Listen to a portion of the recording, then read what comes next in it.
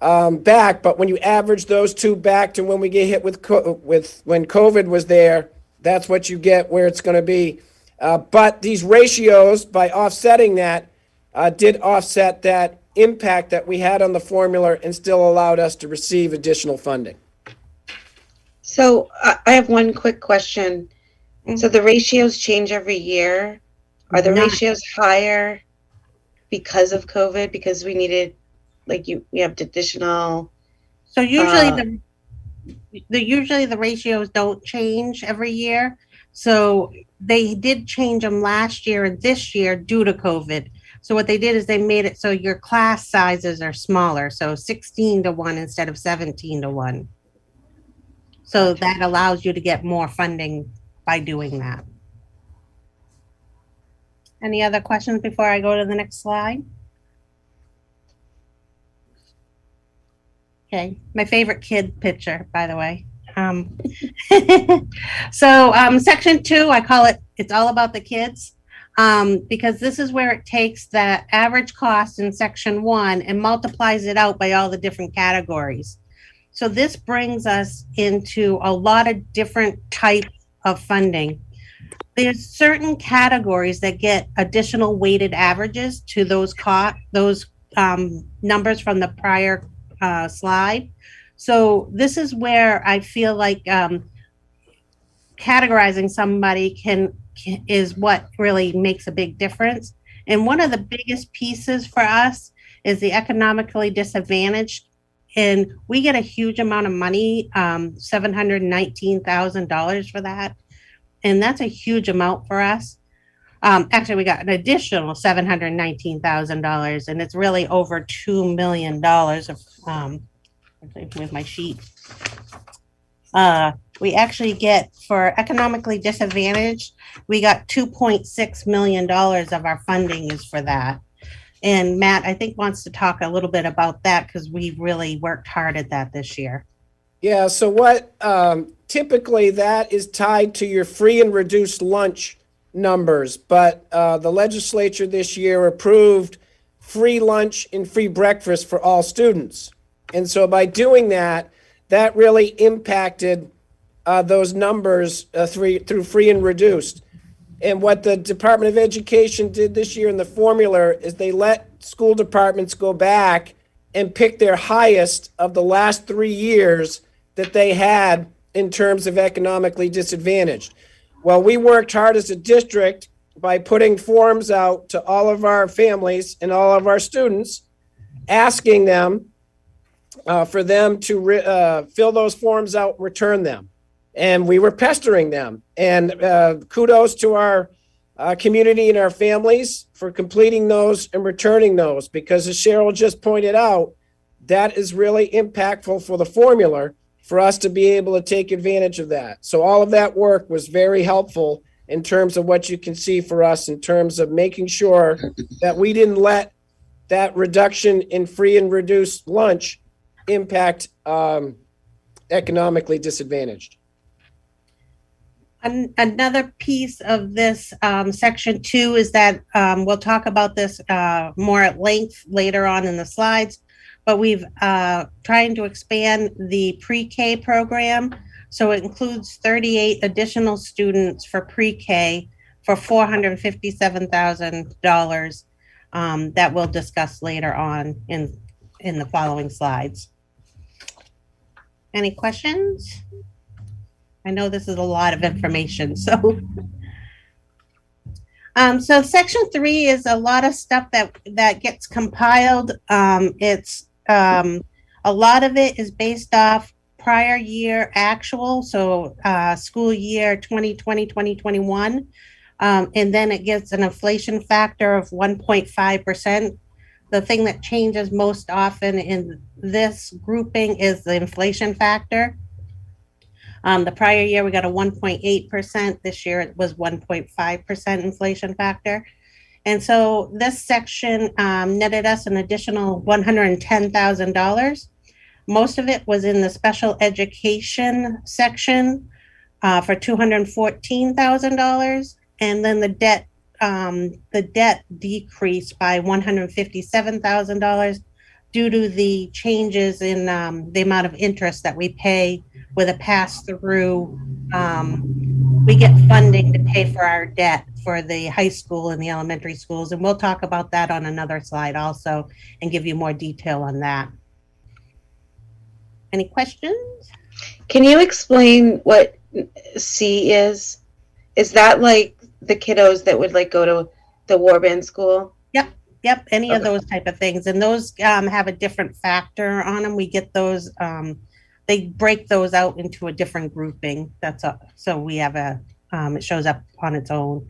Transportation, which was we outsource, that is also done based off prior year actual, where some people would have more of an explanation on that one. And teacher retirement, we get a portion of the teacher retirement, the employer portion of the teacher retirement, we get some of that back from the state. Any other questions? And so we're going into what the valuation does to us. So here I just wanted to point out that our valuation changed is 6%. The state average is at 5%. So you can see in the first grouping here. This is showing you a majority of the York County schools and some of the ones that have CTEs because a lot of them have, we kind of always look at ourselves next to, so we wanted to point out the differences. So anytime you're over the 5%, you lose funding, and anytime you're under that 5% of the state average, you lose funding, gain funding. Anytime, and when you're talking about this formula, anytime you have increased valuation and decreasing students, that is usually a formula for that leads to less funding. And so for us in Sanford to be able to increase our funding is impressive, because you'll notice that many of the schools in York County and Cumberland County, they saw subsidy reductions rather than increases in terms of that. And we'll get into it a little bit further to show how that 6%, how much money we actually lost in terms of that valuation going up, because if valuation goes up, that's when they expect locals to be able to pay more. So then here's a little detail. It goes based off your state valuation, and you're always running a year behind. So for actually 2 years behind. So for FY 2022, it uses the valuations from April 1st, 2018 through April 1st, 2020. And so you can see the state valuations, and you can find those right on their website. And this, I think it's really it's in the thousands. So it's 1,502,000,333,000. So what they do is they take these valuations each year and they multiply it by a mill rate. So what we did is we said, okay, if the mill rate stayed the same, the local portion would go up $687,000 or 6.3%. I wanted to show that because if it wasn't for the state of Maine trying to stay at our 55% funding and changing the mill rate, we would have lost $687,000 worth of funding. But when they changed the mill rate from the $7.26 to the $7.10, we actually gained $255,000 of that back by that change. And that was with Governor Mills' change to make sure that we got the 55% funding. And Matt might have a little more on that. Well, but it's important there to show, right, Cheryl, that we still lost $431,760. Yes. Based on our valuation in terms of that. Also, last year, when the budget committee was meeting last March, it was determined at that time that Governor Mills' legislature was going to fund education up to 55%. And so we took that additional subsidy that received $961,000, and we put that right to tax relief, which was obviously very helpful in last year's budget. But where it becomes challenging for the school department this year is that 961 rolls right over into our budget. And that's something that we have to come back to be able to try to make up with as we go through this. And you'll see that later on as that 961,000 will come back. So section 5, really, we pretty much stayed constant from the prior year. CTE, which is for the vocational classes and staffing, that goes through this section. The other piece is the Educational Service Center member, which I think Matt wants to talk about a little bit, in the main care seed. When we get main care seed money, it actually deducts it from our funding later on, but we get that money directly from main care to offset it. We belong to the Southern Maine Regional Service Center, and that's 8 or 9 schools that have come together. And as we come together, we're trying to find ways that we can regionalize our services and save money. And so as you look at the formula, there's incentives to be able to do that. And so as Cheryl talked about, us being able to do that and participate in that service center, not only does that help us regionalize and save on efficiencies, but it also helps us in the formula. Yeah, we get approximately $200,000 in funding for being part of that that Education Service Center, which is, substantial.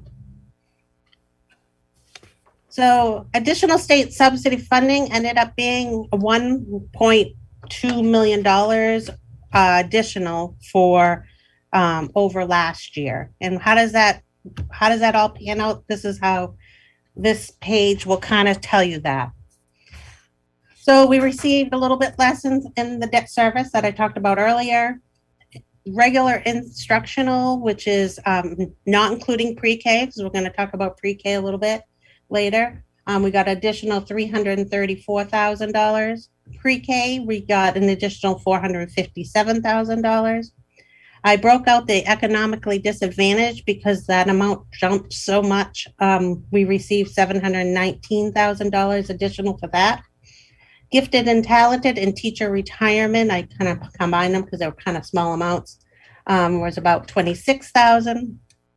Special ed is $214,000 additional. Transportation, we received $26,000 additional. And CTE in the Educational Service Center, we received $7,000 more. And then that's that required local that they take off from our funding, which is going down by $431,000. So that is our funding a little bit in a nutshell. And I wanted to talk about this a little bit. We are a high receiver, as Matt talked about at the very beginning, and we have 76.81% of our school expenses paid by the state of Maine. So we're an actual high receiver. About the only one that actually beats us is Lewiston Public Schools, is also a high receiver. But everybody else is pretty quite a bit farther behind us on the amount of percentage of paid by state. And we wanted to point that out because we are such a high receiver that we felt like this was an important piece. And this is also, I did most of our, the people, York County and some additional ones that have CTEs for the most part that we look at ourselves next to. Just to point out, I also think when we show charts like this, Cheryl, every single time, the 48,888 includes the debt service. Correct. New high school for the grade schools. I would continually repeat that every time you show a chart with us with some other people, because it brings us right back down in line on a cost basis. Correct. In the next couple slides, you're going to see that again. You're going to actually see it without it. Right here, actually.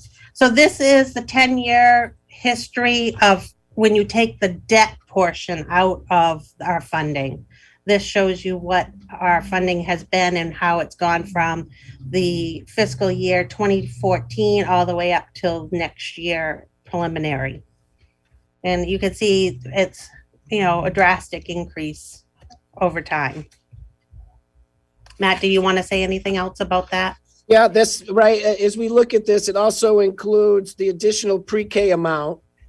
Yep. That's just under 130,000. And also when you look at the 29,659,230, that also includes that additional subsidy last year that I just mentioned earlier of 961,000.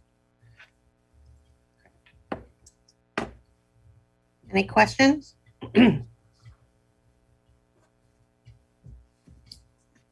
Matt, do you want to start talking or you want me to continue on with revenue? So I can continue on and I'll continue, and feel free to jump in, Cheryl, if there's anything that you want to highlight with this. Excellent job. So as we start to look at our non-local revenues, and this is when you're looking at what we had in the 2020-21 budget, what is in this, the current budget we're in for 2021-2022, and then what is in your proposed budget. We already talked about that. State subsidy is up under just under $1.2 million. And as Cheryl's pointed out, that is coming back mainly to those changes in the student to teacher pupil ratios. And then also want to highlight that we did lose some money from Acton. We do have a contract with Acton where we educate their high school students, grades 9 through 12. Last year, our incoming ninth grade for this year was higher than the graduating class of 2021. But this year's incoming ninth grade class is lower than the graduating class of 2022.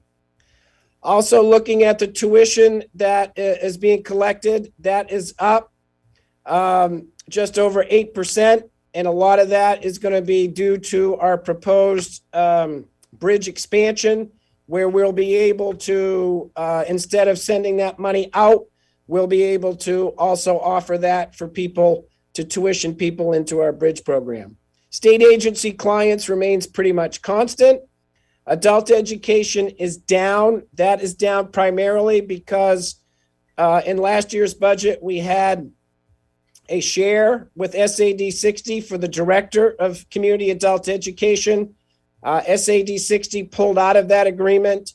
And so right now we are now back to not sharing that, but that impact for them pulling out does have a decrease there. And then our athletics, facilities, and miscellaneous is up 940,000, up 940,762, and we'll detail that here on this next slide. When you look at that for athletics, COVID really impacted us in terms of revenues for athletics. So we expect to bring those back to what our 2020, 2021 levels. We expect our facility rentals to remain the same, miscellaneous to remain the same. But where it does change is in this budget, we're proposing to use 661, our carryover is up $661,460.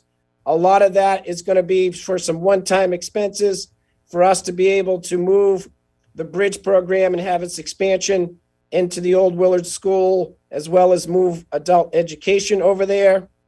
And then also for us to expand the bridge program, we are looking to use $254,346 that we have in our special education reserve account for us to be able to help with that transition, to be able to expand that bridge program in 1 year.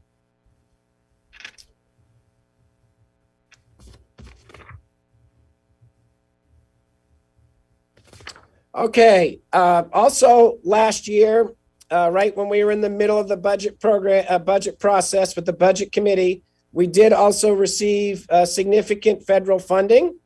And so when you look at that federal funding that we did receive because of COVID, it was over $12 million. For that, we are using those funds primarily for us to help with any educational recovery, any learning loss. And we also want to be able to keep our students in-person learning 5 days a week. So a lot of that would be really making our class sizes smaller. So we use that Of that amount, we used over $9 million of it is planned for salary and benefits.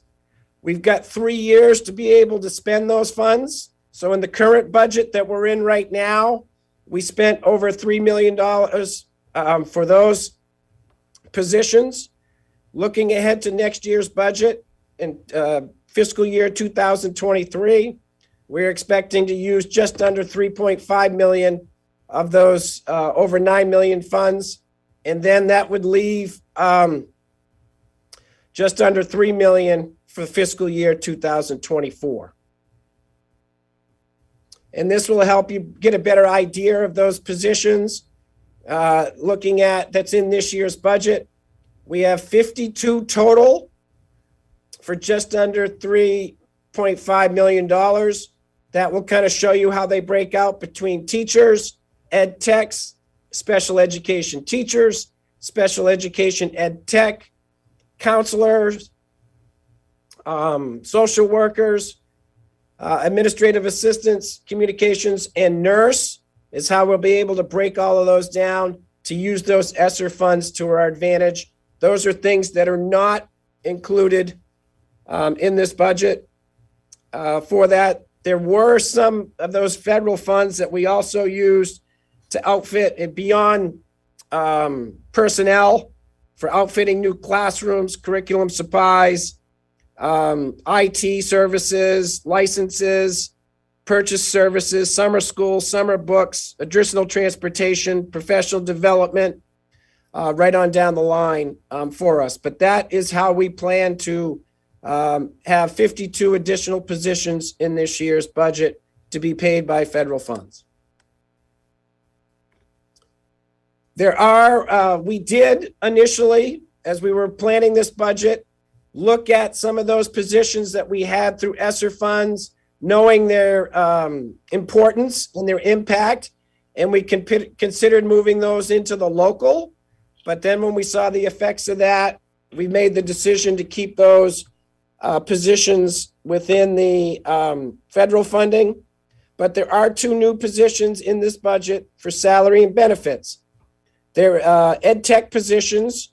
There's we call them our support in transition, and they will be one will be at Carl J. Lamb Elementary School, and one will be at Margaret Chase Smith School Elementary. Veterans of the Budget Committee will know that we put support and transition positions in recent budgets, and we've continued to build on those. We started initially at Sanford High School, and then we expanded to Sanford Middle School. We have someone that's at the Sanford Pride Elementary School. This year, we do have support and transition positions through ESSER funds, federal funds at CJL and MCS. And when we talked as a team and talked to our administrators at those schools, if they had to prioritize the important position for them to move into the budget, this is the one that we're doing. So that's what you're seeing in this year's budget. Will be 2 new ed tech positions for the support and transitions to help us become whole, where each of our schools will now have this position, which is helping support our classroom, support our students, and also keep our students in school. So Matt, are these are from the local, right? They're being funded through the local? Right. Yes, that's in the proposed budget, yes. Okay. So it's in addition to that previous slide where we had ed techs that we were paying with the ESSER funds. Correct. These 2 this year are currently in those ESSER funds. We're proposing to move those into the regular budget. We feel that they're that important.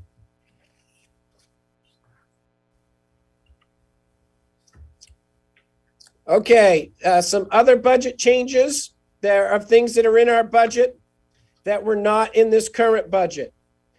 One thing we're doing, especially as we're coming back from COVID, is really trying to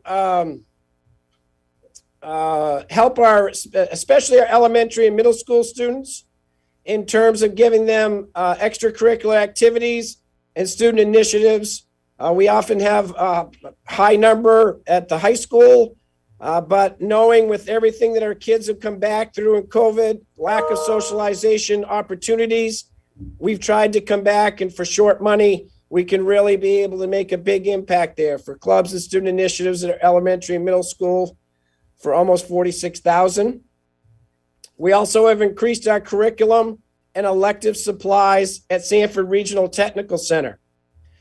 We have the technical center. There are 7 other sending districts that come to us. They are the ones that work on a capital budget. Any capital improvement budgets are picked up by our sending schools. Sanford does not participate in that. So as we look at on our level, we want to be able to make sure that we are offering the curriculum and the supplies that are needed. We have a grant that has been phasing out, that has been helping us pick up those supplies for those courses at SRTC, those elective courses. And so I think this is a pretty solid investment for $23,000. Also, with our turf field, over time, some of the turf field becomes to be softened. And that's when it becomes, we need to come back and keep that up. We have not done that for a couple of years because of COVID. And so for us to be able to maintain that asset, it will be $27,000 to make sure that we can keep that up as it gets worn down over time. Also at the high school, we have some technology access points that are needed down there for us to be able to maximize our coverage, our technology there. Also, Cheryl and her department at central office, we need an upgrade to our financial software package. We have ridden this one basically as far as it can go, and we've waited it out, but we're at a point right now where it is not fiscally responsible for us not to upgrade. Also, our speech services and our special education department, they have been going at the same rate as we contract out with those for the last few years. Well, they are finally increasing their rates. So that's where you'll see that up by $12,500. And then we also have some facility and maintenance contracts for Patriot Mechanical and Siemens throughout our district at $133,982. We'd also like to note that 3 of these items are noted as being use of carryover: the turf field maintenance, the technology access points, and the financial software package are all being covered, our proposal, by the carryover, use of carryover. Matt, a quick question. The turf maintenance, do you see that as an annual cost moving forward? I do see that as, I'm not sure I'd call it annual, but probably semi-annual. That is going to come back because that just happens over time where it gets worn down.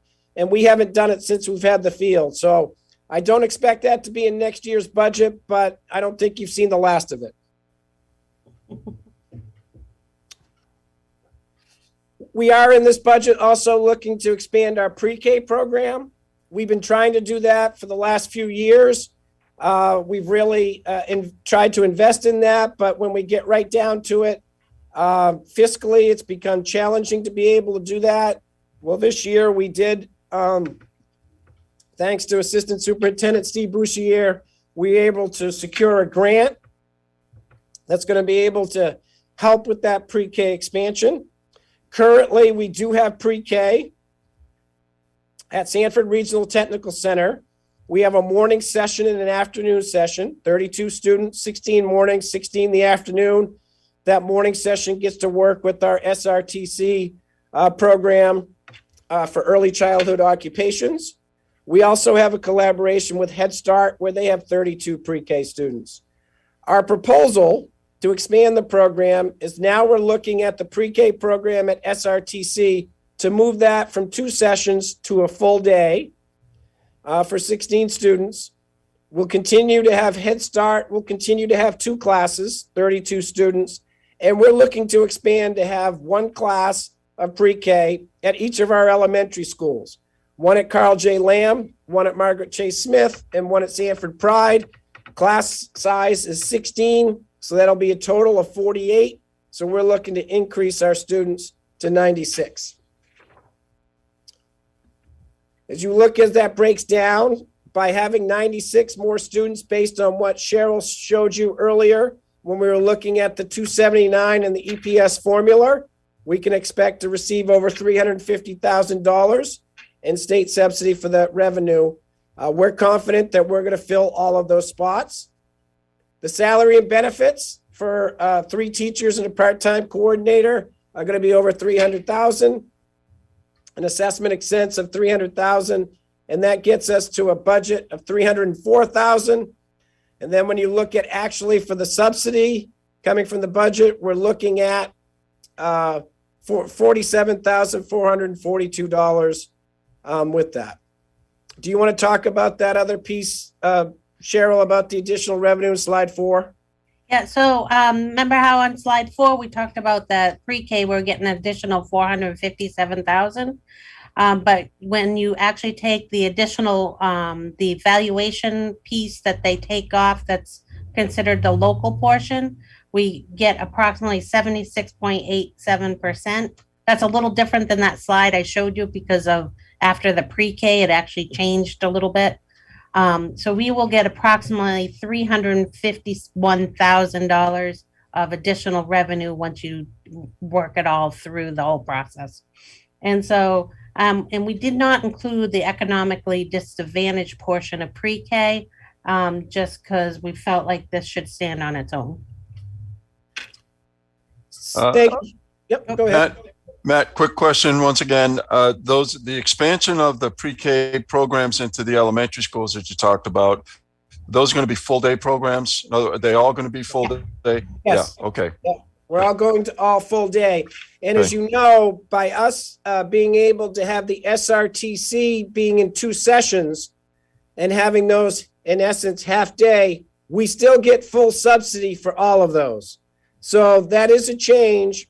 That's going to be a subsidy impact for us when it comes to the SRTC program. But we also feel it's important to make sure that all of our services are the same, consistent, and we want to be able to provide that to our community to make sure it's a full day program. Great. Been a long time coming, but this is the right thing. Yeah. And if we go to the next, Yeah, can I just ask a question about the pre-K expansion? I'm curious, when your slide that had the numbers on it, the total numbers of pre-K students you would be serving, I'm curious how that compares to the demand in Sanford for pre-K. Like, how close are you? How far are you? Where are we in that? good question. We typically will have a kindergarten class that will range, an incoming kindergarten class will range typically from about 200 students to 240. So when we look at where we are right now, we're at 96 students. So, you know, some of those, some of our students and some of our families do have other options for them that they choose that work for their families. So we feel confident that we're going to fill those 96 spots. We also, as we made our construction, elementary construction projects, we also have space in each of our elementary schools where you'd be looking at enough for 2 classes. Right now, we're only looking in this budget to expand to 1 class, and we feel that that is probably going to make sure that we're not expecting students that we're not going to get, and therefore not get the revenue and have a shortage. So I think this is our plan for the short term, and we feel like we're going to get the interest. And another piece, I guess, that I wanted to just quickly talk about is with the grant, if we don't add the whole 96 to the actual budget and proposal, if we ended up getting, starting out with 82, we that's how we started. It would have a total of 82 students. If we got 85, we wouldn't get the additional funding for those extra kids. So they told us to put in the total of 96. And then if they'll take it away from us, but they would never give it to us if we go over the number. So if we come up with 82, they will take that money away from us. But they will never, if we went over the 82, if we had done a budget of 82, they would have never given us the additional funding. So that's why we're starting out with a 96 throughout the whole process. Can I ask a question also? Mhm. So if you get more than 96, how are the students selected then? Right. Good question. So we've right now got a lottery system that is set up for us to be able to make sure that we can have a fair process for everyone to be able to do that. And that's something that right now we have started putting that information out to people with the idea there's a little bit of an asterisk there to say this budget has to pass, but we also don't want to wait for that. We want to get that word out soon. And so as we came back from the February school vacation, we're starting to get that word out. And then we'll have a lottery system. And then if there are people that aren't selected, we'll then have a waiting list to be able to go to in the event that other people drop out. So I'm just curious, do you have any estimated numbers of if we're going to get to the 96? We're confident in that we're going to reach to the 96. Yes. Especially since it's full day. I think the full day program and for us providing transportation with those factors and knowing that people are not going to have to pay for this, I think are very attractive. So I am comfortable that we are going to be able to fill those spots. So does like transportation, does the transportation budget change drastically with adding these additional 96 students at all? You're getting ahead on the slide. Yeah, that next slide, that'll lead us right into our next slide. So we did, to help us with that, we did get the pre-K expansion grant. And so with that grant, we're looking at of $261,665. We break that down. So for each classroom, you need a teacher and an ed tech. So for every 16 students, you need 2 adults, 1 teacher, 1 ed tech. We also need some instructional supplies and classroom libraries for that, and some classroom setups. These are one-time costs for those really to be able to get all of those set up. And then there's transportation. We are going to need some additional hours, and we are going to need some child safety restraint systems that one-time cost for those. But that's where we're going to be able to do that. And we're looking to have transportation be added into our already regular routes in terms of doing that and not having this be separate. Now, I do want to point out that one thing is when you look at pre-K for us to expand this year, it's an excellent deal. Who wouldn't sign up for pre-K for us to be able to do this? I think everyone would be able to see the benefit of this. But I do want to point out that the grant that we have is in 1 year. If there is no other funding next year, then you're going to see our expenses increase by $180,665. That's the salary and benefits of that ed tech position in terms of that. Now, there's a big push throughout the state for pre-K. So we will continue to look for any other grants that may be out there so that we can be able to continue to make this sustainable. As I said, it's a win for this year's budget, but we also just want to be careful about down the line in future budgets. Let Matt have a drink. He sounds like he needed one.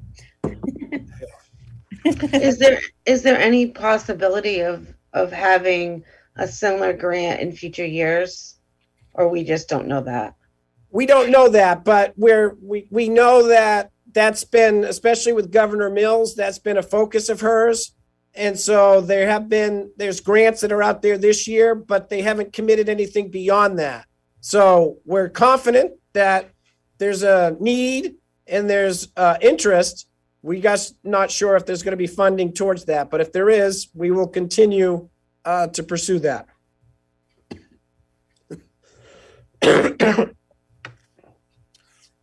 Okay. We talked about this budget includes pre-K expansion. It also includes our bridge program expansion. So you're probably saying, what's the bridge program? Well, currently that's a program that we have for students in grades 8 through 12. And we have 21 students there. And typically these would be students, most of them, that would probably be placed in a outside placement setting outside of our district, that we'd have to pay tuition for us to be able to go there. So we've been able to put a program together now, I think for the last 8 or 10 years. And we've been able to cover that through our local and IDA funding.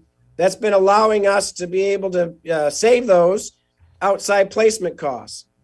Okay, so we look at that. And one thing that we're seeing, especially these days, especially as we come back after COVID, that we also have challenging students that are also in grades 1 through 7. And so we're looking to expand that program. Currently, the bridge program for grades 8 through 12 is over at Anderson Learning Center in the basement there. They've done a nice job with that space. But for us to be able to expand the program, we're looking to move over to the old Willard School and go up on the 3rd floor. We had the bridge program come over and take a tour, and they feel that that's an excellent space for them. And it's our hope that this is going to reduce outside placement day treatment expenses over time, but also be a win-win for our district, for our students, and also our students in our elementary schools and middle school as well. So why would we look to do that? Mental health needs. The mental health needs of our students are increasing. As I talked about, COVID-19 has only increased that. And then when you look at the day treatment facilities that are available, typically there's an 18-month wait list for those. You also have other day treatment facilities that are closing. You have a reduction in day treatment referrals, which reduce costs. And when you start looking at what the average cost is for those day treatments, you're talking about somewhere in the neighborhood of $69,000 to $89,000. And also, most importantly, we feel why send our students outside of our community, keep them connected to their community. So that's why we're looking at that expansion and looking at it now. So what's that going to take? Well, it's going to take an increase in staffing, 3 teachers, 3 ed techs, 1 social worker, 1 counselor, new contracted positions. We'd have a BCBA, a BCBA-A, and a part-time clinical supervisor, and some supplies to outfit the new classrooms. We'd have savings. We'd reduce some of our day treatment expenses. So some of our students right now are currently going to those day treatments would now be able to come back and attend the bridge program. Obviously, it saves on transportation for having to have those kids go out of district. And then we also will have a situation where there'll be other surrounding districts that would be looking to also have their students attend our bridge program, and they would pay us tuition to be able to do that. And then this, as you bring down the local cost of this, Cheryl, do you want to jump in here and kind of walk people through what the cost would be here to help them understand that? Yeah. So the salaries and benefits for those additional positions are $639,000. For the purchased positions, which is the BCBA, BCBA and the BCBA-A and the part-time clinical supervisor, those are going to be all external providers for $238,000. We're going to save some money on purchase services for $33,000. We're also going to save on the day treatment and some a few other pieces for $350,000 savings. General supplies are going to go up by $66,000. Property maintenance repairs, that's $74,000. That's for some IT related items for the Willard building. And that brings us down to a full increased cost of $634,000. Adult education gets some additional expense too of $16,000. Biggest piece for the increase for adult ed is we're bringing on additional custodial workers to take care of building, because now we we will own the building, so we need to have somebody there in case something happens. So that's a grand total of $648,000 worth of expense. The IDEA will pay $183,000 and we're hoping for more, but we're going to go in conservative on the first year to find out how many people will actually be transferring into the bridge program, because they have to go through IEPs to actually transfer over. So the IDEA, which is the Individuals for Disabilities Education Act, is a money we get from the state of Maine, which is federal money that we get, and we get around $1 million, and we allocate that based on to staffing, special ed related items. And we're going to use 183,000 of it that we're going to save on the outside placements to pay for those couple of those external providers. So that brings us down to $465,000 worth of expense.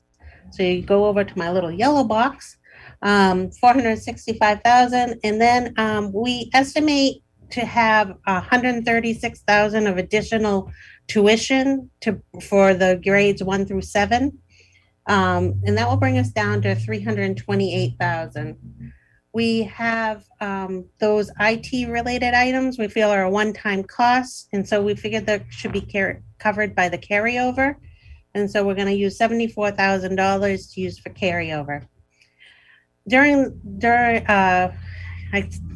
not sure, about 5 years ago or so, we passed to be able to create reserve funds, and we have 4 reserve funds. One of them is special ed. Whenever we come below the expenses of the special ed grouping, we can move that into a reserve, and we have been. And we're going to use $254,000 of that reserve to pay for this year, to allow us to be a net increase of taxation for $0. And I think, go ahead. And I think veterans of the budget committee will say typically special ed is really a big impact on a budget. And you're probably wondering how we were able to have reserves there. Well, that goes back to the year we had COVID, where we really shut down our schools in March of 2020. And so that was able to us to be able to help us with those reserve accounts. I also would like to do a little disclaimer at this point. Outside placement, the cost of that has gone up drastically, not only for the number of kids, but they're actually charging us differently at a lot of them. They're charging us even if the child doesn't go for the day, and they never used to prior to COVID. And that has increased our expenses drastically. So another good reason why we want the bridge program. And you probably noticed, why is adult education in there? Well, adult education is also over at Anderson Learning Center. And for us to be able to operate the bridge program over at Willard School on the 3rd floor, there's another huge building over there. And so we're looking to also relocate our adult education program from Anderson Learning Center over to the old Willard School on the 2nd and 1st floor. And then, as you can see, some of those building upgrades for the Willard at the use of carryover is for us to be able to also help with that move of adult education also coming over with the bridge program. We think this is a good reuse of the Willard School. It's an educational facility right there, kind of on a campus where you've got the middle school behind it, Pride Elementary right next to it. You have playgrounds that are there. You also have a connection to the Memorial Gym. So we think this is makes a lot of sense, and that's why we've also, included that in this budget. How many additional kids would this add to our enrollment, or is it just they wouldn't be going out? They're already enrolled, but they just wouldn't be going out of district. Yeah, good question. We're looking to double the program, so you'd be looking at somewhere between 44 and 45 total students. A number of those students would be students that would be already in some outside placements, but also a fair amount of them will also be students that are currently enrolled in our schools in Sanford, but this may be more of an appropriate setting for them to be able to access their education.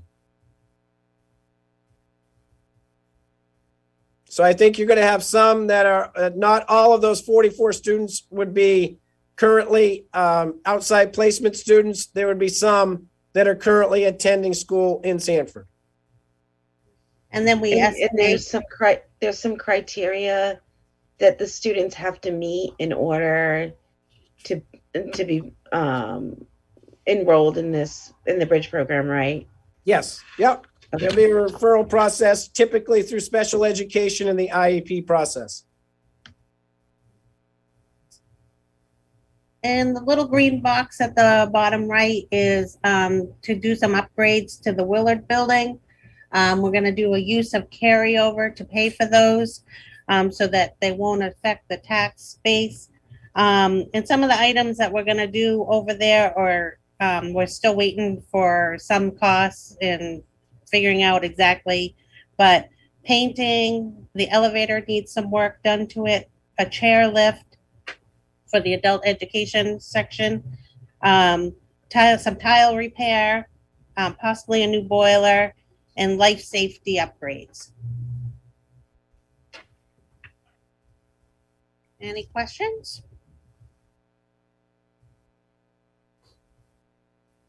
Okay, so with expansion of the bridge program and expanding pre-K, we're now going to get to general education and see expenses by function. And so this is where we kind of compare. You can see what was in this current budget, 2021, 2022, and then we can also show you what is proposed in this year's budget. And so you'll see, as often is the case with the school department, much of our budget is already in fixed costs. When you start talking about salary and benefits, we are heavy on people. And so when you start looking at that first one, salary, taxes, and benefits, that's up over $2 million with that. That does include a 4% decrease in health insurance at our Harvard Pilgrim plans. And then the two new ed tech positions that I talked about, the pre-K expansion and bridge expansion that I talked about. So if we were to take those items down, if we took out the two ed tech and the pre-K expansion, bridge expansion, it would be a 2.9% just for us to, with those salary and benefits of the existing. For purchase professional and technical services, that's up $412,000. That's mainly due to facility maintenance contracts, the bridge expansion, the $27,000 for the turf field, and the $12,000 for the increase in speech services for special education.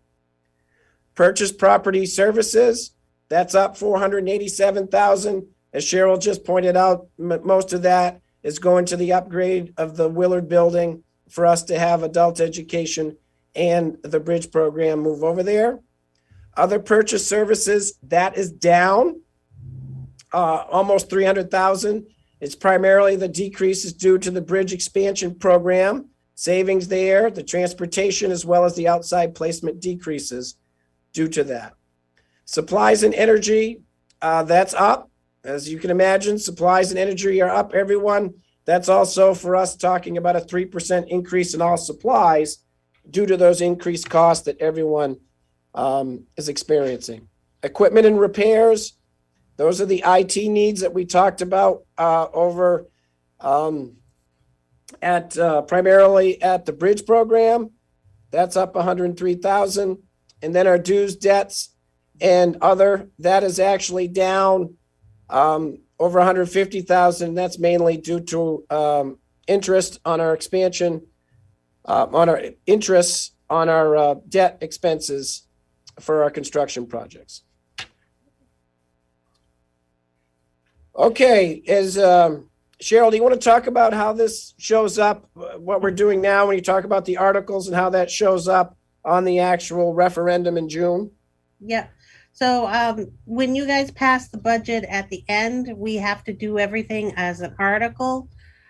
So each of these articles are based off the state of Maine regulation. And so Article 1 is regular instruction. Do you want me to talk about the numbers to give your voice a break for a minute? Matt? Sure. Okay. So regular instruction, and mostly that's the each of the schools, and it does not include your special ed because that gets broken out at this point.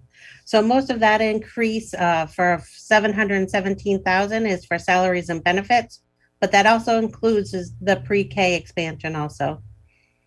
Then you go down to Article 2, which is your special education. That's going up by $817,000. And that includes staffing changes, of course, in the bridge expansion program, because that's special ed related. Career and technical education, which is Article 3, that's up by $208,000.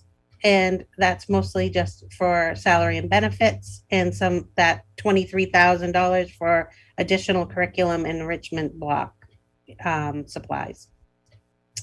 Article 4, which is other instruction, that includes mostly athletics and a few other pieces. That's up $49,000. It's mostly due to salaries and dues and fees increases along the way. Article 5 is student and staff support. That's up $328,000. Mostly due to that includes your guidance, librarians, nurses, technology, and curriculum. And that also includes $74,000 in the bridge program expansion. Article 6, which is system administration, is up by $10,000. That's mostly due to salary and benefits. School administration, which is Article 7, is up $69,000 or just under $70,000, and that also is just salary and benefits. Transportation, which is Article 8, that's for Ledgmere. It's down by $15,000 because we talked about having a decrease due to the bridge program. And so that's why it's decreasing. Otherwise, it would have been up 3%. And just for new people on the budget committee, we do not own our buses. We do not own our own buses. We contract out with a company, as Cheryl mentioned, Ledgmere. And so that's where you kind of see that 3% cost already there, that 3% increase. Yep. Article 9, which is all your facilities and CIP portion, is up $803,000. $431,000 of that is due to the Willard upgrades, and another almost $150,000 is those couple of at the beginning we were talking about the Siemens and Patriot Mechanical contracts to take care of our buildings. And then Article 10, which is our construction debt. This is the portion of the debt that is the pass-through portion. And that's down $167,000. We're going to have another slide on this in a couple minutes. And that's decreased due to interest expense. Article 11, which is pretty much Performing Arts Center, is up by just under $2,000 for salary and benefit increase only. So I think as we go back into, you heard us say salary and benefits, for us to turn the page, just to turn the page in this year's budget for that is already an increase of over $1,046,000 for that. Because as I mentioned, we are personnel heavy. We do our best to make sure that we'd be very careful in terms of what we're adding, but that is, that's schools in general. We do. And that's with a minus 4% of health insurance too for a majority of our staffing. Yeah, through the Harvard Pilgrim rate. So one thing we try to do when we look at our budgets is the word that we try to use is sustainability. And a lot of that is trying for us to be planful so that we're trying to stay away from big spikes or big big spikes or decreases or increases in budgets. And that's going to be able to help be able to work forward. So we'll be talking about some of the big areas in our budgets that are impact. And you can see that we do have a 5-year plan for our curriculum. We do have a 5-year plan as far as where curriculum gets updated. So it's not all coming due in 1 year. You can see where it's planful there. And so you can see in this year's budget, it's $371,468.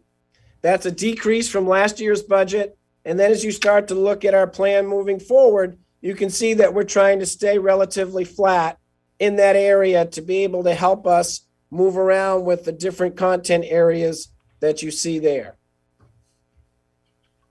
We also do the same thing with our technology plan. I'm very proud in Sanford that we are currently 1-to-1 throughout our district when it comes to our devices. We use a mixture of that. Grades K through 5, our students have iPads. Grade 6 has Chromebooks. Grade 7 and 8 are part of the state MLTI MacBook Air program.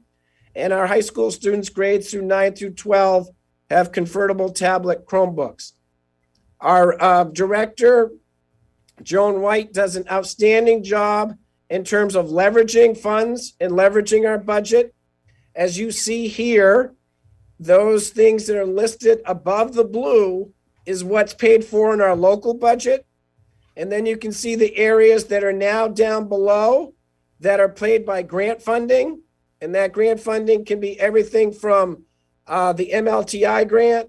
It can be through E-rate. It can also be through other grants that we've been able to kind of leverage that in the past.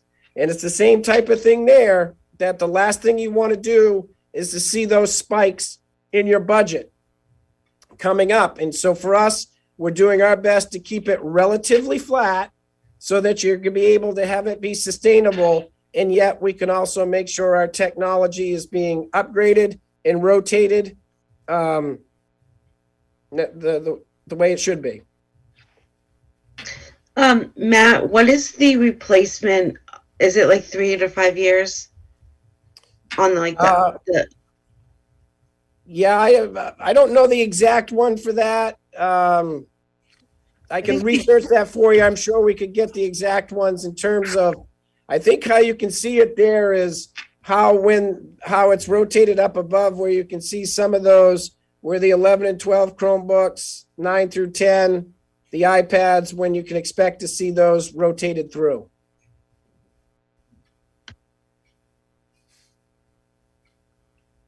But I can find out a little bit more for you that way. Okay. Cheryl, do you want to talk about our debt service? Yep. So our debt service, portion of our debt service is paid for by the state. And so this slide started out by just showing the pass-through portion, but I figured we should probably tie them all together. The state share last year was $10,576,000, and we pay approximately $633,000 for a total expense of debt last year of $11,210,000. This year, it's going down slightly due to interest, of course. We're making the 5th payment on the elementary school, and that is $3.3 million. The 6th payment on the $90 million grant for the high school, a bond for the high school for $7 million. And so their total state share of debt this year is $10,418,000 that the state is going to pay. The local portion of that is $623,000 for a total expense of $11,042,000. Our high school bond matures in 2018 or fiscal year 2018, and our elementary school bond matures in fiscal year 2039. Yeah, the high school. Time with that 39 one. We do wish it was the high school was in 2018, Cheryl, but no, that's 2038. Yes. Oh, sorry. Did I say 2018? Yes, that would have been nice. Yeah. That would be nice. And so as I talked about, the same thing we do with curriculum, same thing we do in technology, the same thing with our capital improvements. We try to have a 5-year plan with that. As you can look at the year, the budget that we've got proposed in front of you, and then we can also play that out with the other years so that we can be able to make sure that if we're being planful and rotating that around, you're going to see that you won't see those spikes. It's a gradual increase, but nothing that's going to be, hopefully something that can be sustainable. And those are all the different areas that we have there. You want to break it down further into our capital budget. We do have some vehicles, loan for a tractor, our last payment fiscal year 2025. And we have our last payment 2026 for the Ford dump truck. And then in this budget, we are looking to replace a tractor at both CJL and MCS. So the total vehicles will be 136,000. We do got some site improvements in there, middle school paving and landscaping for over 27,000. Also, we're looking at for high school turf field, 20,000. You may be looking at why I thought you already said there was a turf field for 27,000. Well, one thing we're trying to do in this budget is to also prepare to be around the idea of sustainability whenever that day comes for us to need a new turf field and a replacement. We're not going to want to have to put that on the backs of the taxpayers or put that in a budget solely. So we're trying to also be putting money away. That was something that was suggested to us in previous years. So we included that in this year's budget. Also, to be an ADA compliance district-wide, 12,000, and some fire and safety upgrades at Carl J. Lamb School for almost 15,000. And then you break that down further to continue interior trim, CJL, and at the middle school, the district plumbing, district electrical, our district HVAC, middle school masonry, maintenance building roof, upgrade there. And when you get to add all that up, it comes down to a total of $363,995.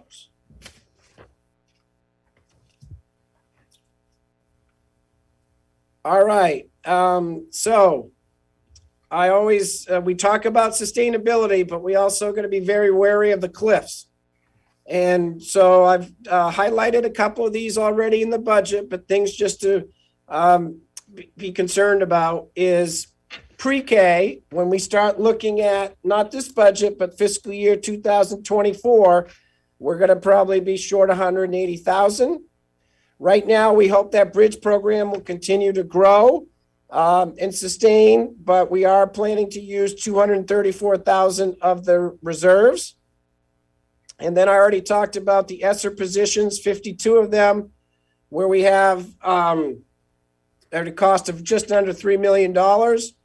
We do have federal funds for that third year, but we're not planning to renew all of those positions as we continue to phase those out.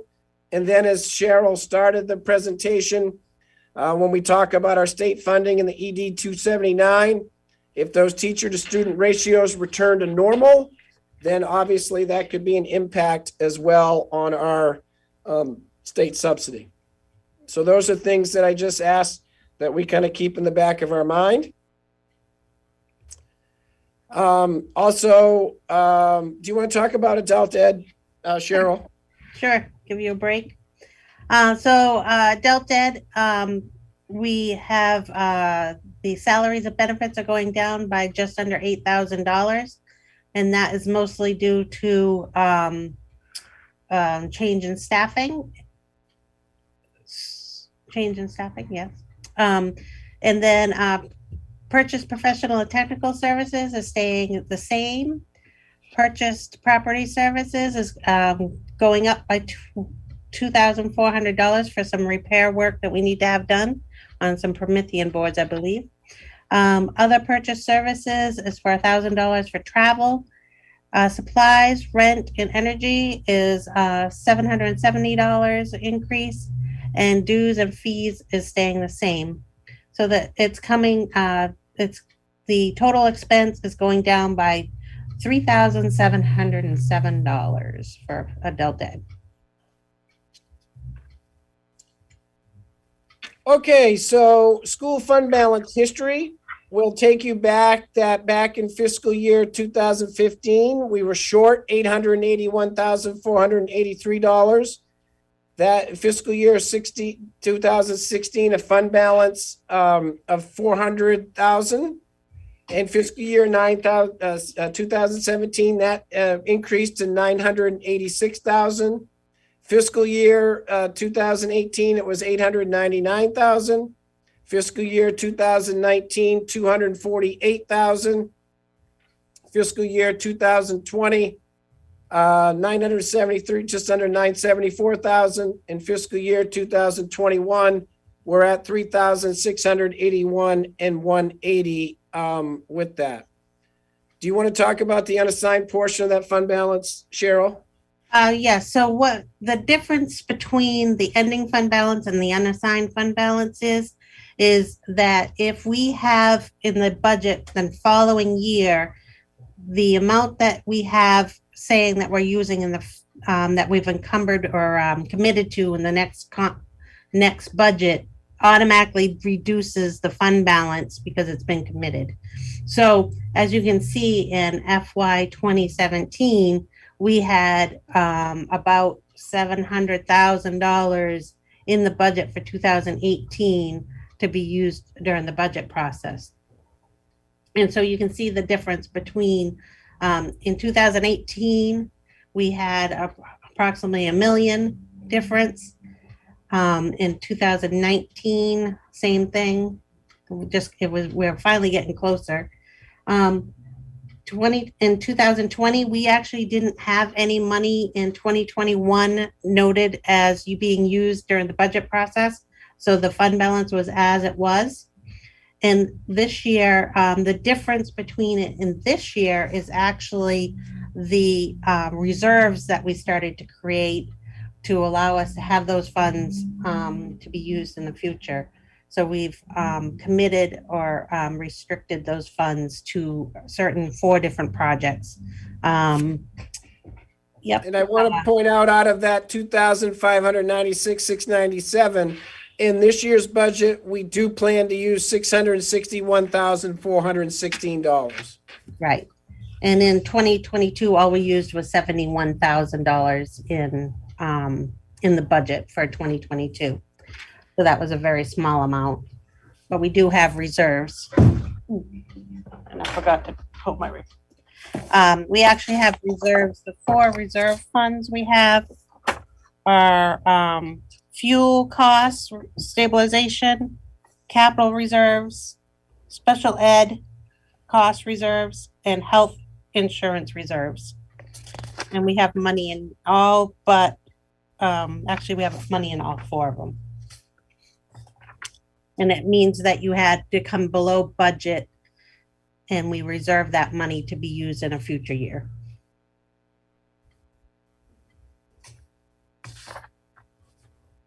Any questions? No. So Matt? Okay, and so we always kind of try to tell you our budget story. I talked about earlier how we start in December and move things. And then by the time it gets to the school committee, when we're doing our budget workshops at the end of January, we presented a budget to them at that time, just under $3 million increase, which was 15.5%. That's not going to cut it. That's not going to fly. So at that time, we did remove a lot of positions. We were able to put some of those positions into our ESSER funds. And so that knocked it down to 1.5 million, a 10.5% increase. We did add in those 2 positions for the ed tech, the 2 ed tech positions for the support and transition. That got us to 11.2. When you look at the bridge expansion, that increased us to 13.8. Then when you looked at the Willard building and the use of carryover upgrades, that got us up to 16.7%. We did have an initial in that budget, an 8% in health insurance increase. When we were able to get that down to a 4% decrease for our Harvard Pilgrim, that got us down almost $800,000. That got us down to 11.4. Using more of the carryover, that got us to 8.8%. And then to the reserves for the bridge expansion, that got us down to 5.8. Athletic revenue with that kept us at 5.8.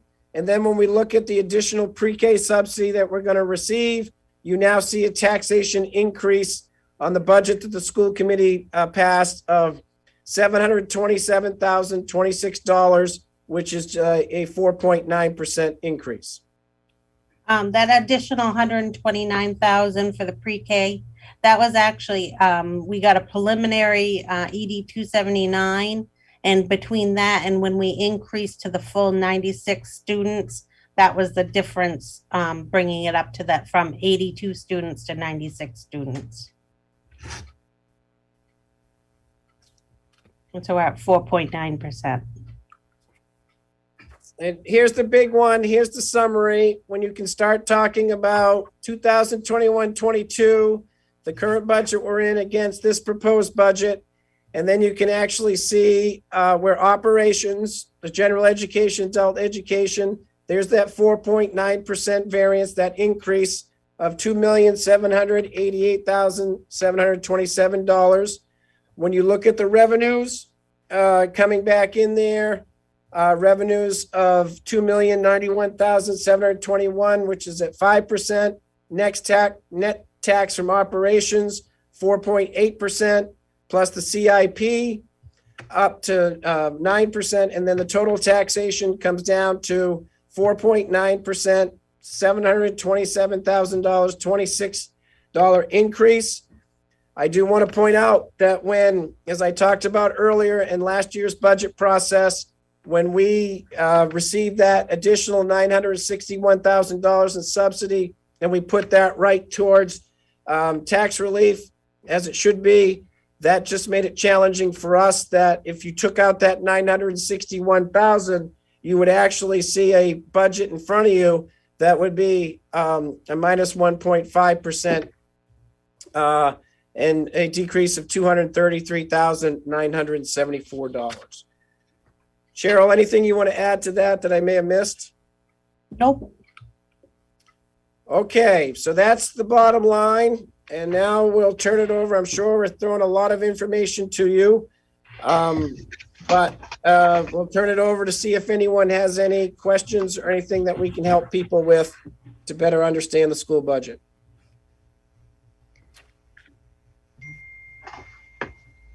I have a question about the change in the health insurance. What does that mean? Is there a change in coverage, or how did that come about?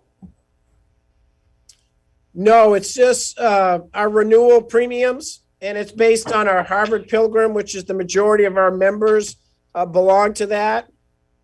And so we were based on how we did this year, and it came back for their renewal. Those are the rates that they gave us. We're always prepared for an increase when it comes to health insurance. This is a company that we've been with for a number of years. And so as we worked hard with them to find something that is going to be working, they came back actually with a 4% decrease. Cheryl, do you want to add anything to that? I would like to know, I mean, we had put an 8% increase, mostly because we had one high dollar COVID claim, and we were worried if we got another one that it could increase our costs. So we were kind of being cautious with using the 8%. We're lucky we didn't in that time period. So renewing at the minus 4% is really a kind of a bonus for us. Thank you. The other question I have is, all the salary increases, are those based on the union contract? Yes, all of them except for food service is in process, going to be getting in the process of renewing. And then the miscellaneous employees don't have a contract, so they're at 3%. And Our custodian contract right now also is in the arbitration phase. Okay. So if food service needs to be negotiated, the miscellaneous contracts need to be negotiated, and we're in negotiations, arbitration with custodians. All the other contracts that we have are already set. And food service does not affect the tax base because it goes to an enterprise fund. Is there a way to see what's actually in the reserve funds? Because how much is left? Because you used it in one of the other slides for I can't remember which expansion, but off the top of my head, I'd have to go back. But what's left in the reserve funds? Have we used a lot, or is there still some for future years? We haven't used any. Okay. We can get you that information. Yeah.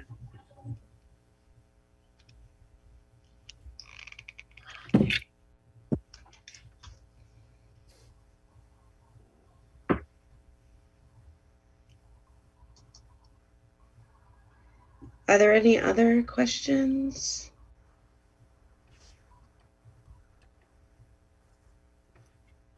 I guess as people think about that, I do want to kind of just summarize to say, I know last year in the budget, we were very appreciative of the budget committee because we did bring a budget last year that did have an increase.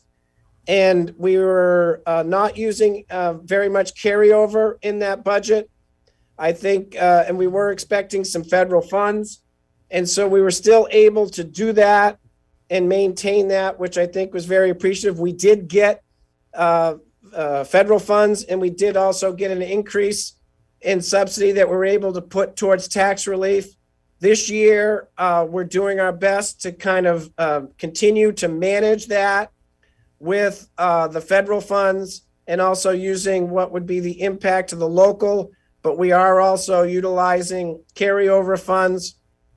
And we've tried to highlight for you some of those areas we are concerned about in terms of the subsidy formula with our valuation continuing to increase. And so we feel that this budget here in front of you, though it does have the increase, is one that is fair, one that is sustainable for us. And we hope for your support.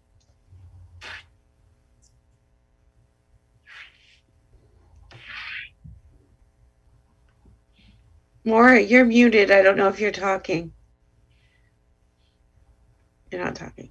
Okay. Amy, People pop into my office even at this hour of the night. I wasn't sure if you wanted to say something. yeah. Amy, could we, and Steve probably already has these done. Could we ask Steve to kind of put everything together for us, both municipal and school side, so we can see the impact of both budgets. And while I'm talking, Matt, I'm sure the entire budget committee feels the same way. Great presentation, once again, very informative and on the mark.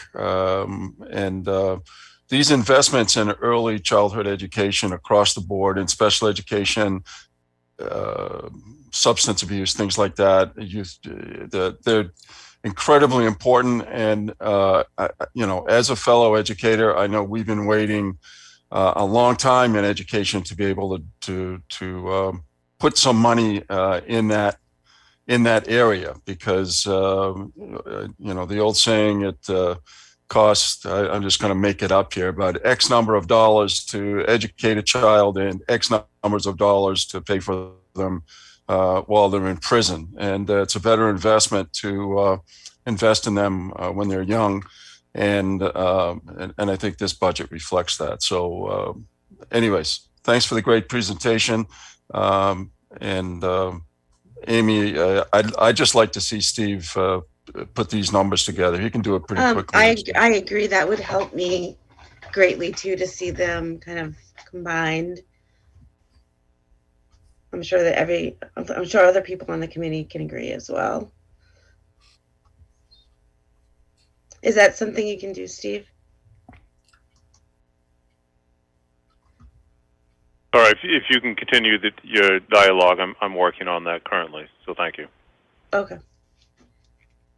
Can I ask about early in the presentation, the numbers that reflected, I think it was a strong increase in funding for economically disadvantaged, and that was a result of your work collecting data on the qualifications for the free and reduced lunch. So was there an increase from before that program was expanded to everyone?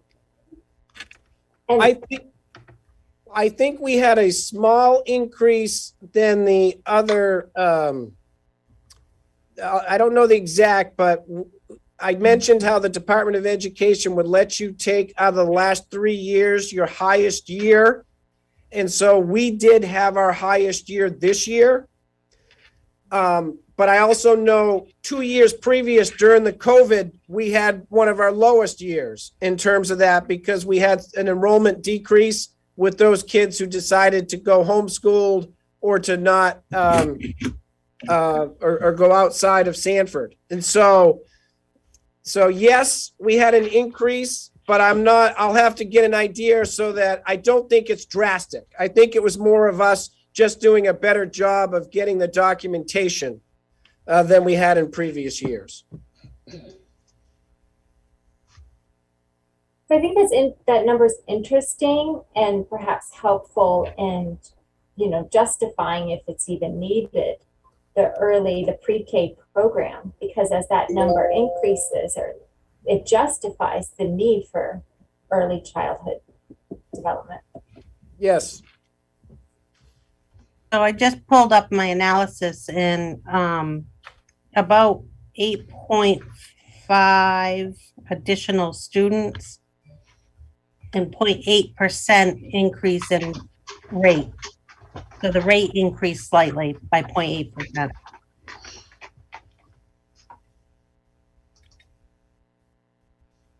But that also, remember how in that very first slide or the second slide that our rate went up by almost $100 per student? That's the starting factor, and then it gets weighted from there. And so every time that rate goes up, you get additional money. And when you look at that, plus we had additional 8.5 students and we got an additional 0.8%, that all compounds because it starts with that beginning factor of that cost, the $7,328 for elementary and $7,795 for a secondary.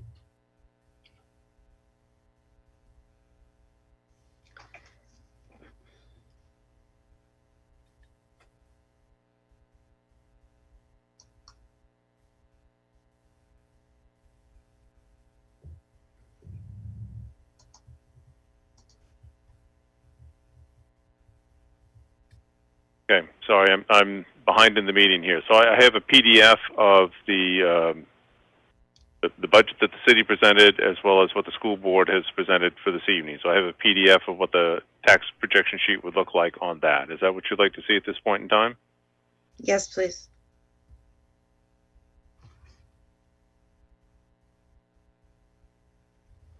No. What? That's what you were asking for, right, Councilor Stackwell?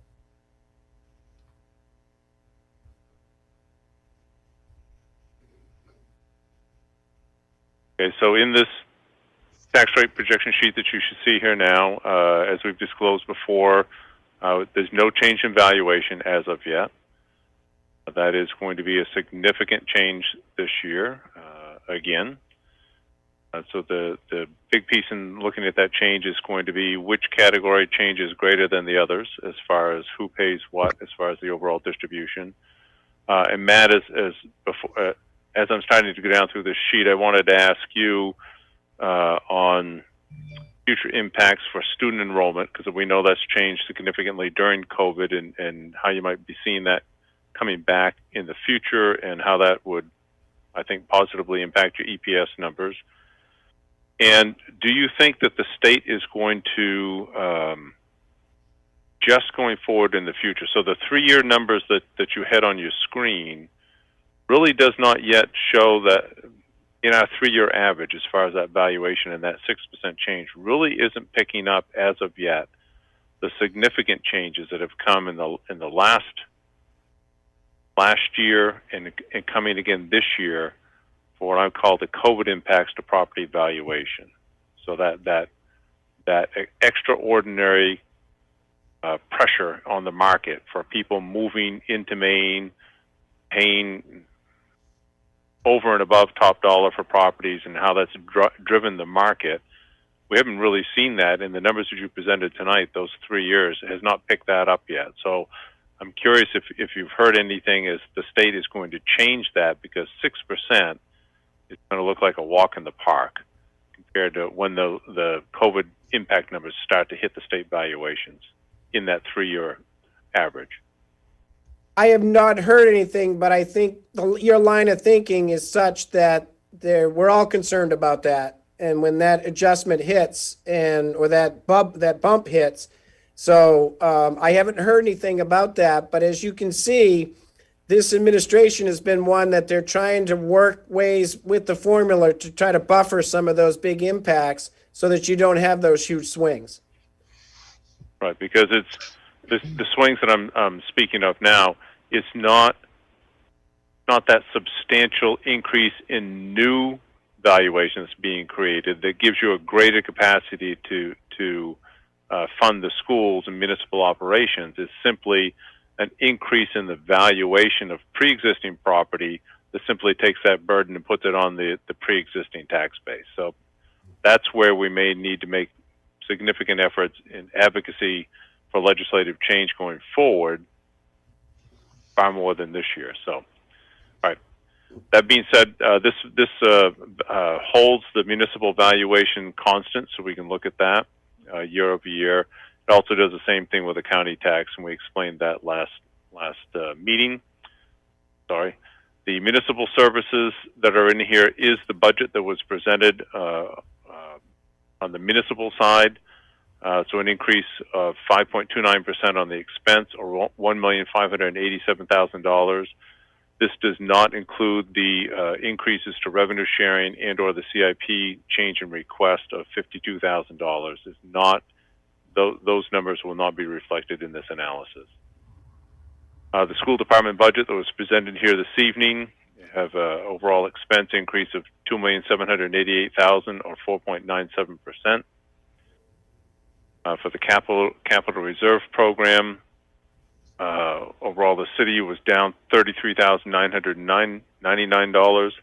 School is up by $30,020 in comparison, so a net decrease of $3,979 year over year. So for total expenditures with no expense increase in the county tax is $4,372,387, or 4.79% year over year. Going to the revenue side of the equation, on the municipal side, we are up $1,131,000 in overall revenues, or 7.71%. This does not include the approximately $580,000 additional dollars that I'm projecting based upon the December 2021 numbers that came out of state revenue forecasting. We should see the numbers next week from the Revenue Forecasting Committee that will allow me with greater confidence to update that municipal revenue sharing number. So that is not included in here.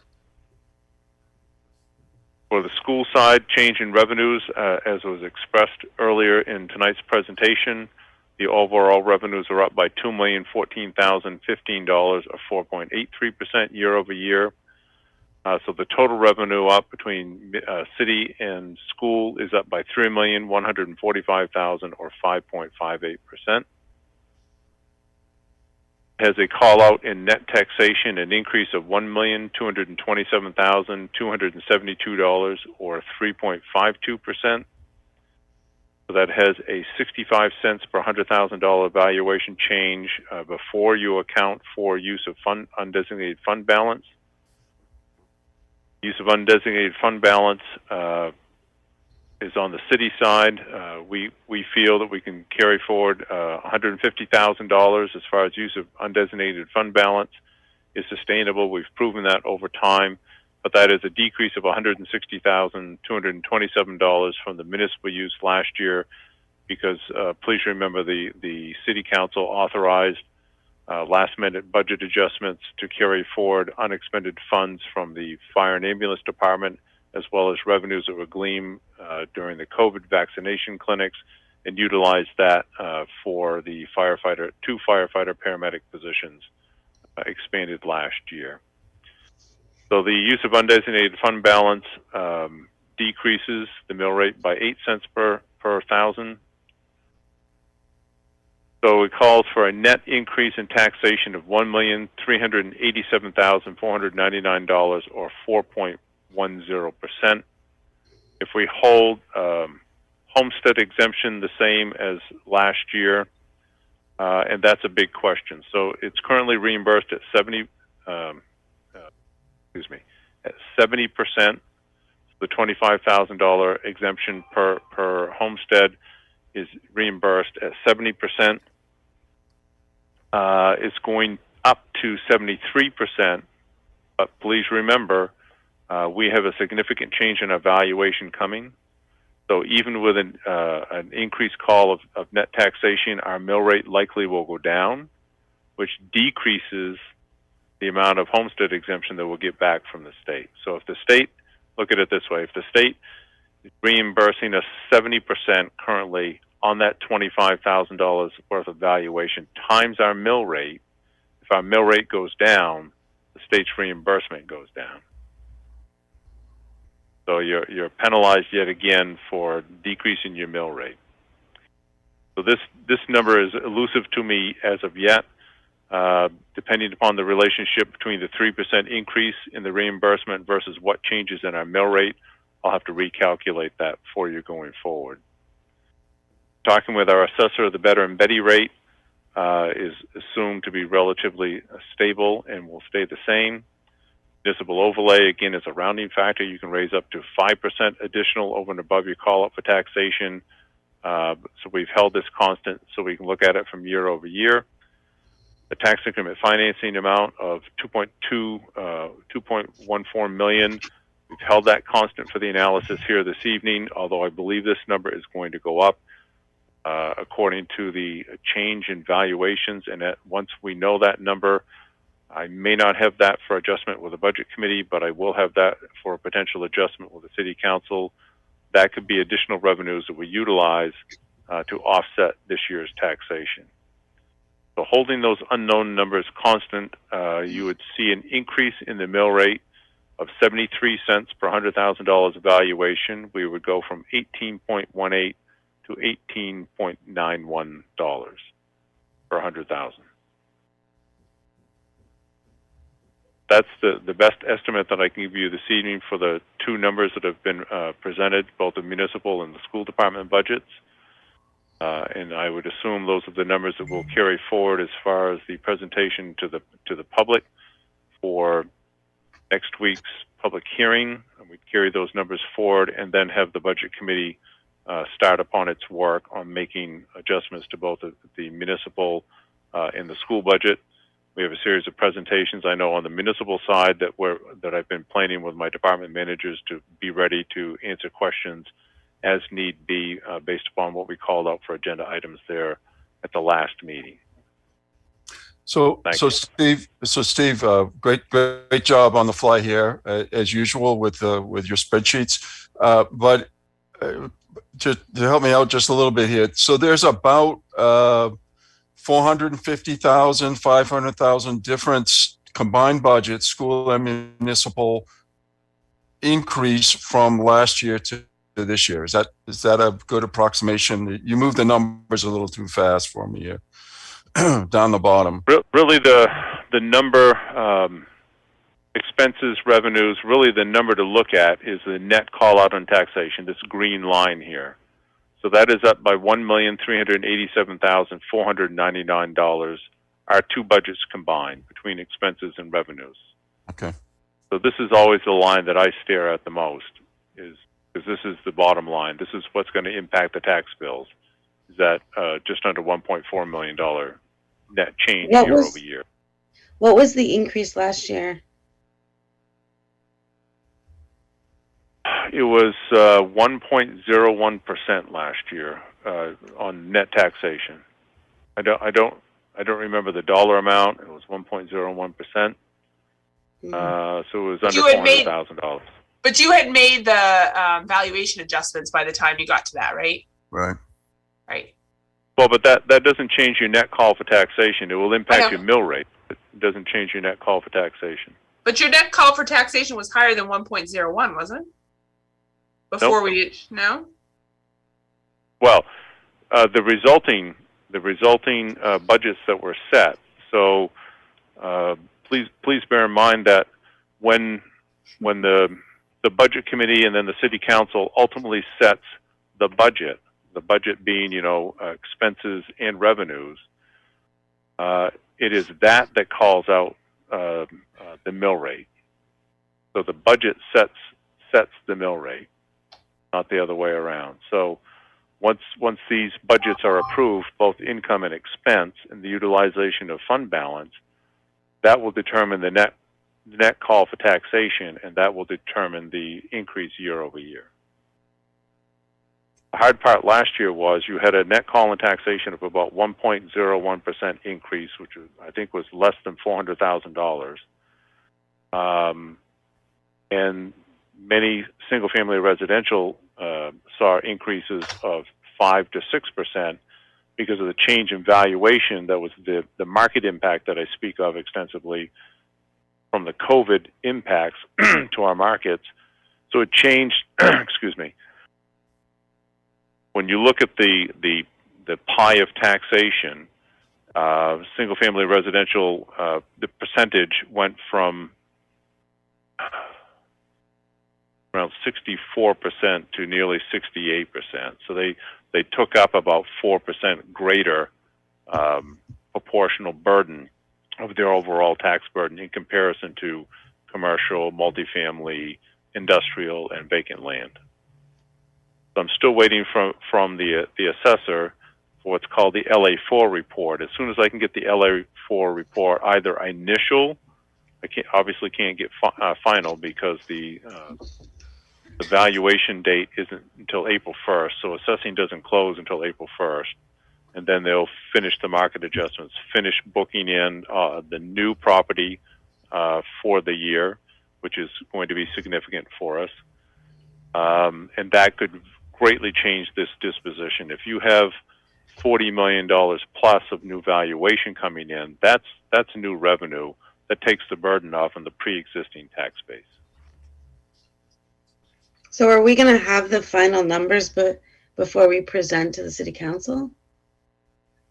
You will not have the final numbers as far as the assessment, the assessed database is concerned, but I will be able to give you not definitive, but much better estimates of what that change will be prior to, because always by the end of this process, it's been requested, and we'll take those tentative numbers and we'll start to look at the categorization that we have in the past. So for the single-family residential homeowner that has a homestead exemption, those are your residents, your primary residents here. I will be able to give you the analysis of from $0 to $50,000 tax card, 50 to 100, 100 to 150, and $50,000 increments up to a $500,000 tax card. What is the anticipated year-over-year change? And that change will take into account for the changes in the budget and then the net call for taxation and changes in the market rate adjustments that were done for the various categories falling into those value ranges.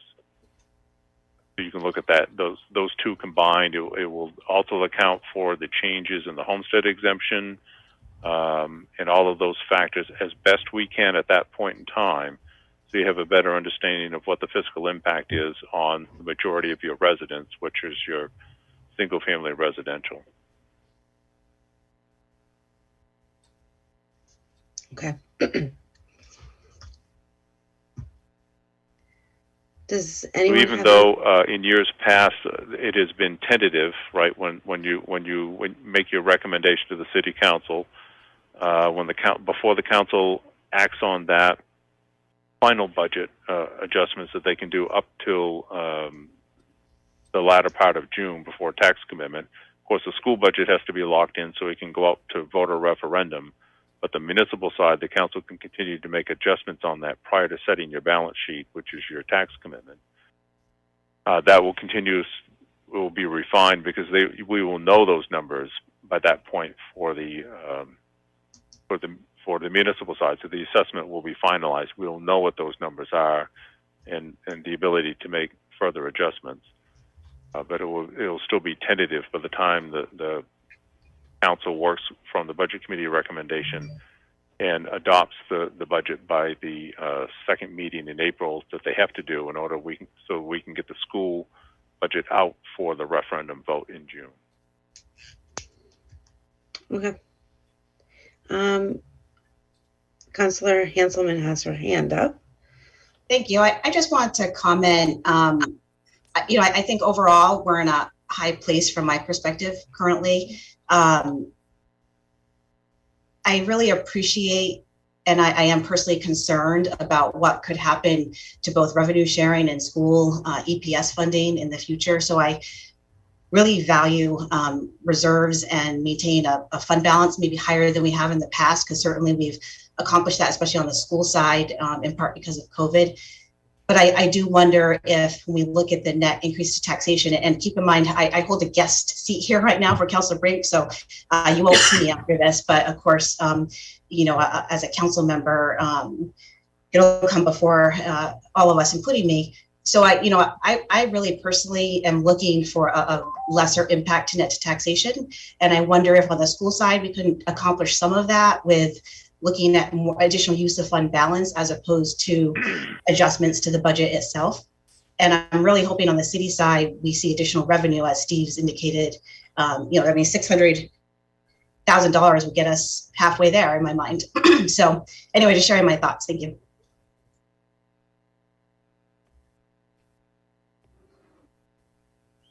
Does anybody else have any questions before we? I'm going to echo what Councilor Hanselman said. I'm concerned about, I don't like eating up every new dime we get. And I'm not going to blame city, school, or anything like that. But, they're still on the table, hey, if we get more revenue, can we have more positions? I'm like, I'm not doing a 4% increase to the public. I'm also concerned that, there's going to be another tax shift because of valuation changes this year. So I don't want to see a massive, increase in the actual, number before we hear all of that. I'd like to be at a reasonable level before we even hear what we're going to have for new income coming in, to see if we can't flatten the impact as much as possible for those homes that are going to see the biggest jump in their valuation, because that's as much of a tax increase as anything. And anyway, so I'm a little concerned. These are big increases and they're not sustainable. We're eating up every dime, and eventually there's going to be cuts again. I've probably been doing this too long, because I've been through the cut phase too. The increases, then the cuts, the increases, then the cuts. Yeah, it seems that there, it's a pretty large increase to taxation compared to last year. So that is kind of, it is concerning. And we should use some reserve funds, but still kind of keep it for a rainy day. Especially some of these programs for COVID, those are eventually going to go away. So those are kind of my thoughts too. I have the revised tax sheet again, thanks to our finance director, Ronnie Champlin. So this brings in the adjustments that we spoke of on the municipal side at the tail end of the budget presentation. So on the expense side here, stays relatively the same. but it changes when we get to the revenue side. So the additional revenue sharing has been brought in. So an $887,000 increase year over year, or 25.8%. We bring that down to the bottom line. You can see it decreases the net call for taxation by a fair amount. It gets it down to 3.21%, or $1,086,614. I think really is a more realistic start point from where I would expect the municipal budget to be. So that helps buffer some of the other impacts. That would get us down to a net change in taxation of 57 cents per $1,000 of valuation. Take us from 18.18 mill rate that we're at currently to 18.75. But I would ask you not to concentrate on the mill rate, because that number is going to swing so dramatically with the change in valuations and such that really, this is what it's about. It's the net call up for taxation. It's the $1,086,000 in the 3.21%.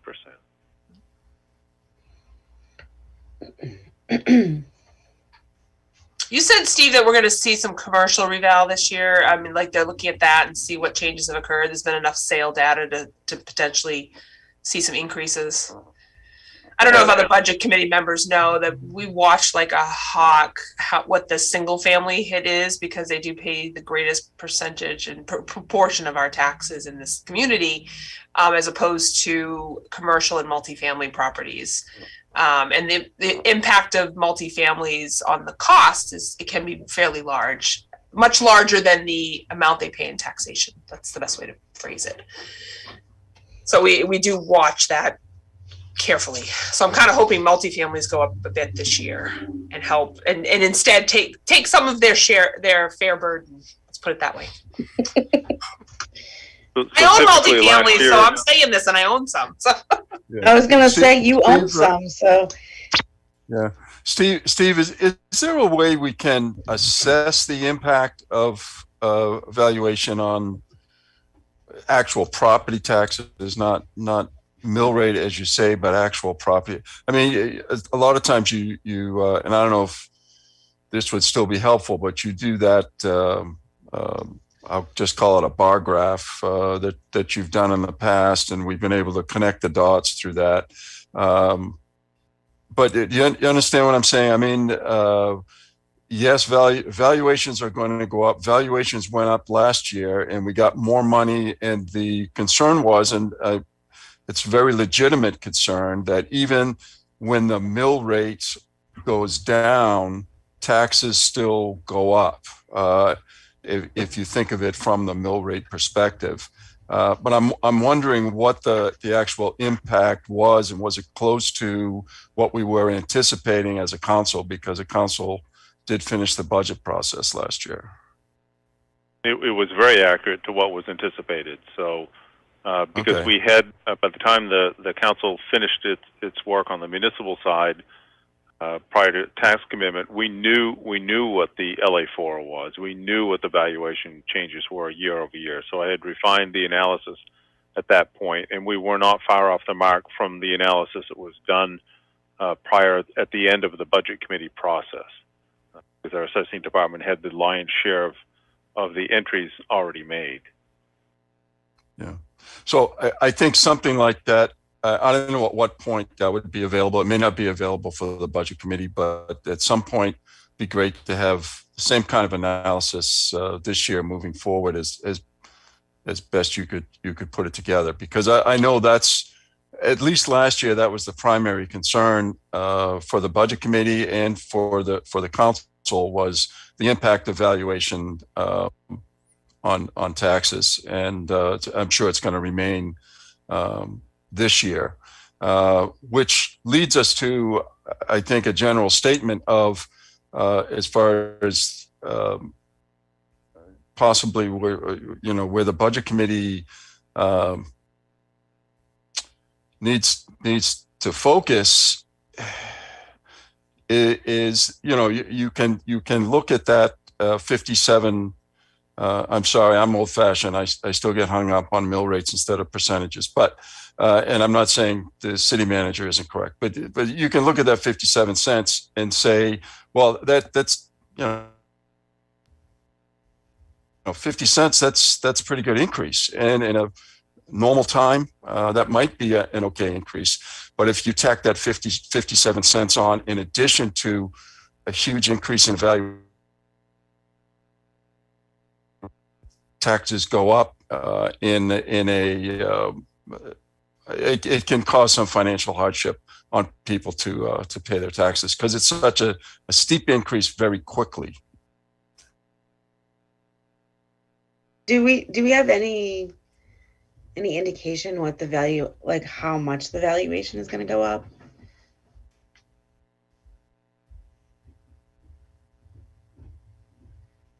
I do.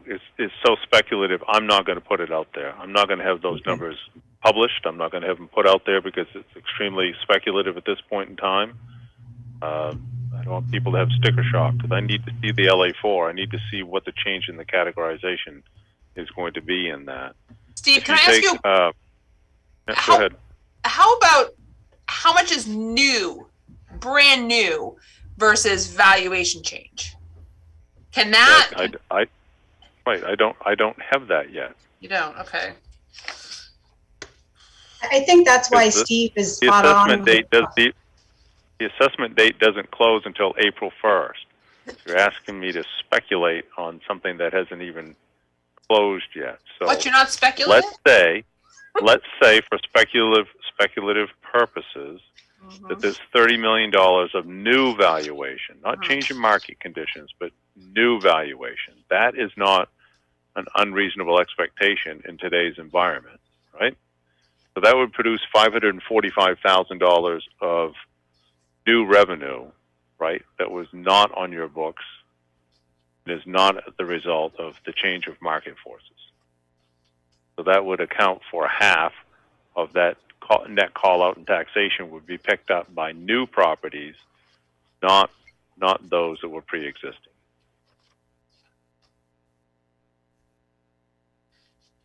And I was just going to reiterate what Steve said earlier. I really think the budget committee is tasked with looking at net to taxation because you're not going to have the data to really hammer in that mill rate at this point. And that net to taxation is essentially your bottom line. It's too hard. Mill rates are so arbitrary. If you start talking about the change in value, you really have to just focus on that net to taxation. I think Steve made a good point earlier. I just want to say that again.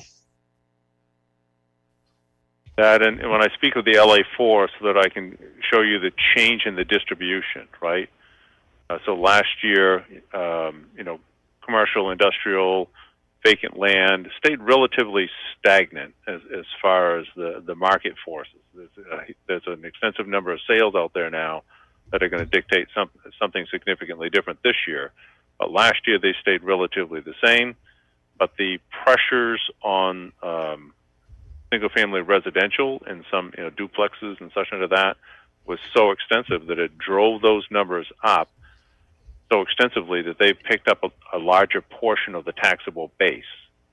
So some of your industrial and commercial tax cards with a 1% increase in net taxation actually saw their bills go down to what they were a year prior. So that's the shift that I talk about when we look at the LA4 report. So as soon as I have those numbers, I can bring those forward and start that examination.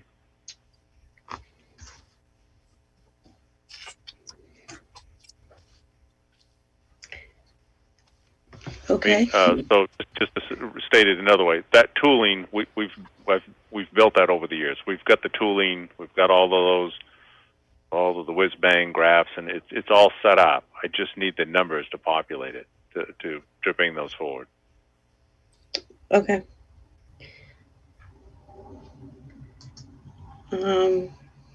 Anything else?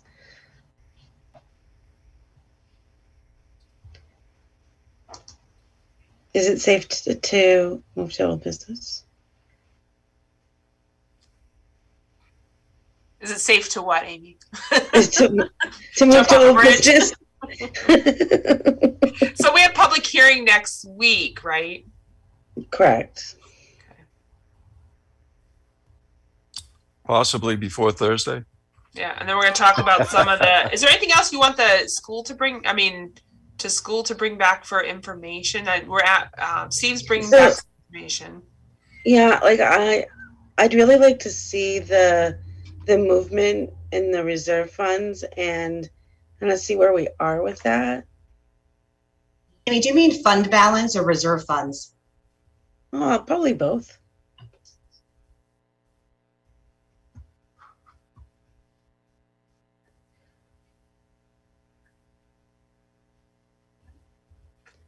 Is that something that you can provide, Matt? Yes, we can provide that.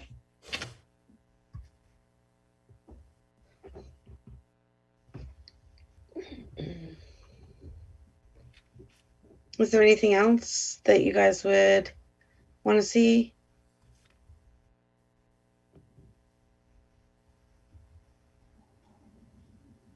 Matt, could I ask in one of the earlier slides that you had when you talked about the expansion of the bridge program, you showed a decrease. It was in the $350,000 range or such to that. I believe that was reflective of you're anticipating in the decreased cost of sending students out of district by I'll say the expansion or the implementation of the bridge program in-house. Is that correct? Mm-hmm. Yes. Yeah. Yep. I just wanted to make sure everybody was well aware that that's being accounted for. You're bringing those savings in as part of the overall provision of cost of providing that expanded service. So I love the bridge program. I love the preschool program. There's a lot of really necessary increases in the school's budget. Those two programs touch my heart pretty deep. So my nephew's in special ed, so I have a little bit of a personal connection to it. And just as a commentary with the pre-K, I'm excited to see that the school department included that in terms of not just the impact on our young students and how important that is, but from a workforce and economic development standpoint, I think it's an important piece to have in our community because childcare is one of the biggest challenges we're seeing right now. So it meets multitude of different needs. So I was excited to see that be part of the budget, just as a side note.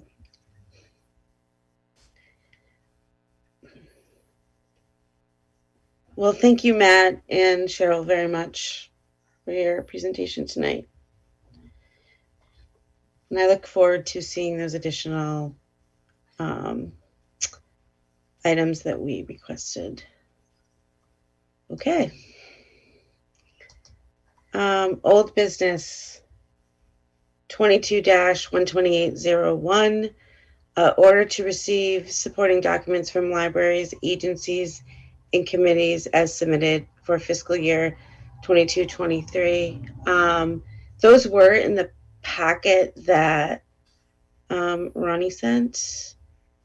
I think that Councilor Hanselman had asked for those in particular. So do you need any additional information on that, or are you comfortable with what was provided? Thank you. No, I appreciate having received those, Ronnie. Thank you.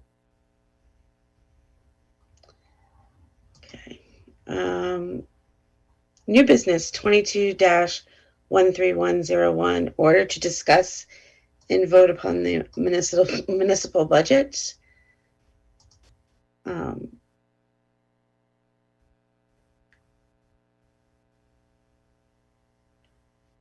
that item was left on there.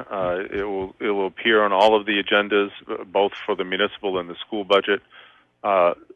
Simply because if you were ready to vote on that, be called out on the agenda. I don't believe anybody is this evening, so I would simply make a recommendation that you table that item as well as the next item and move to set your next agenda and call out those items. Okay, so we're in agreement that we're going to table the discussion and vote of the school budget as well. Set agenda for next meeting 22-130-01, order to discuss and approve future agenda items for the March 17th budget committee meeting.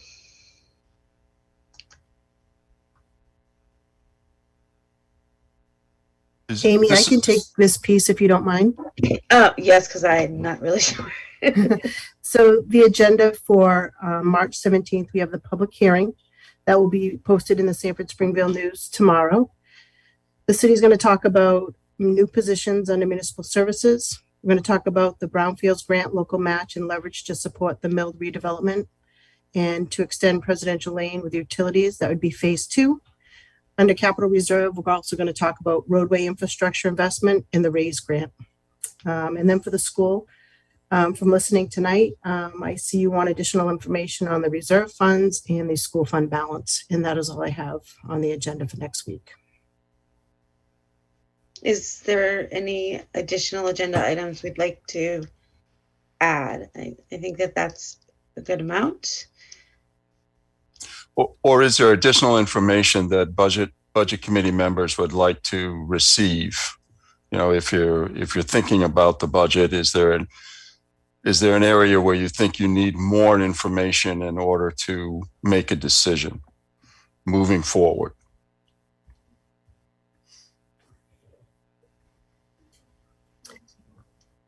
So what would it look like if, or are we not even entertaining what it would look like if we didn't have the 96 kids for pre-K? Like, what's if we're, I know that Matt, you felt like that was something that could be asked, you know, we could meet that, but what's if we didn't?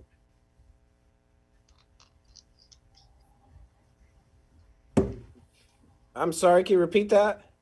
So for the pre-K expansion, you have 96 new students.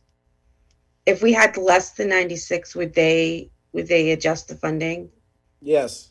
Yep. They'd take that funding back or not give it to us.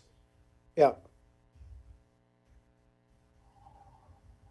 Right. That's why we went up to the 96 students, because if we started out at the 82 and we ended up with 96, we wouldn't get the additional funding.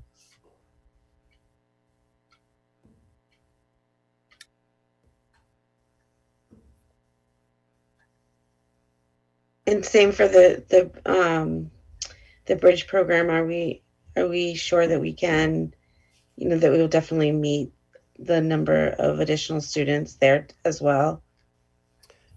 I'm confident. That one is a little bit harder to quantify, but I think we've tried to do our best to be conservative in terms of what we've looked at. So I'm still confident in those numbers because we've looked at current students that we have, also other outside schools that have reached out to us to already commit to those tuition spots.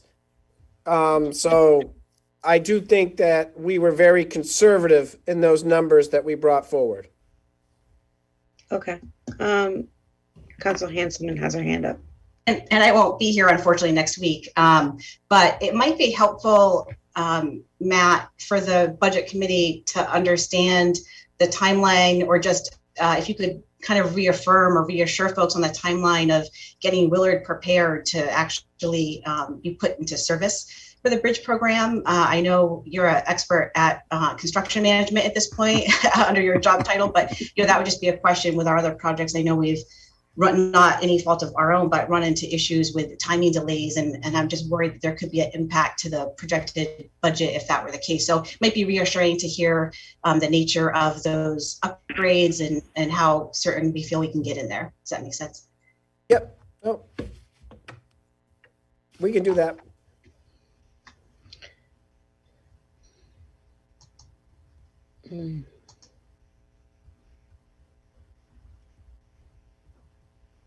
Okay, we can move to budget committee comments. Councilor Stackpole, I'll start with you. Well, I've already had, I think, significant things to say this evening. I you know, all in all, we're fortunate that we have the strong administrative teams on both sides of the issue here that are able to provide us with really the best information we can have to evaluate what's happening in our community. And fortunately, and once again, and I say this to everybody who listens, we are all, and even after a couple of meetings with the budget committee here, we are all pretty much on the same page here, and there's not a lot of variation, which I think is very helpful in moving the community forward in a positive direction, which is the path we've been on for longer than the past 6 years that I've been on the city council. This started, this forward movement started again. I'll just say more. It probably started when we put in the charter change, and as got to this point, things are never going to be perfect, but everybody wants to do the best they can for the community, and they are. So that's my comment. Yeah, we got some work to do, but there's always work to do. There's always numbers to crunch and programs to look at, and increases, decreases, and everything that we have to deal with. But we're all pretty much on the same page, and we're going to come up with a good budget here for the taxpayers. I'm confident in that. Great, thank you so much. Councilor Hanselman? Thank you. I'd just like to express my appreciation for everybody that's put the information forward for the budget committee and all the time that's gone into it. And I agree with Councilor Stackpole, there's some work to be done. And I think, the budget process, both at the committee level, the school committee level, and the city council level is really challenging. It's about balancing, long-term planning, sustainability, goals for each separate part of our municipality, and trying to keep the net taxation at a reasonable level.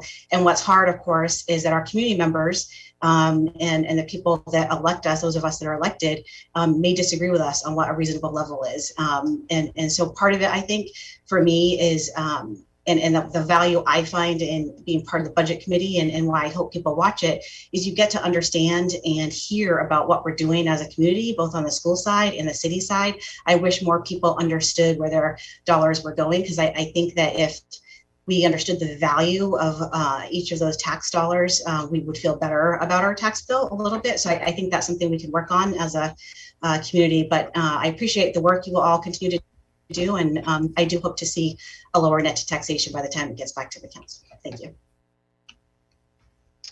Deputy Mayor Hurley? They always say it all for me, so I'm good this evening, Amy. Thank you. You are? Okay. Melissa?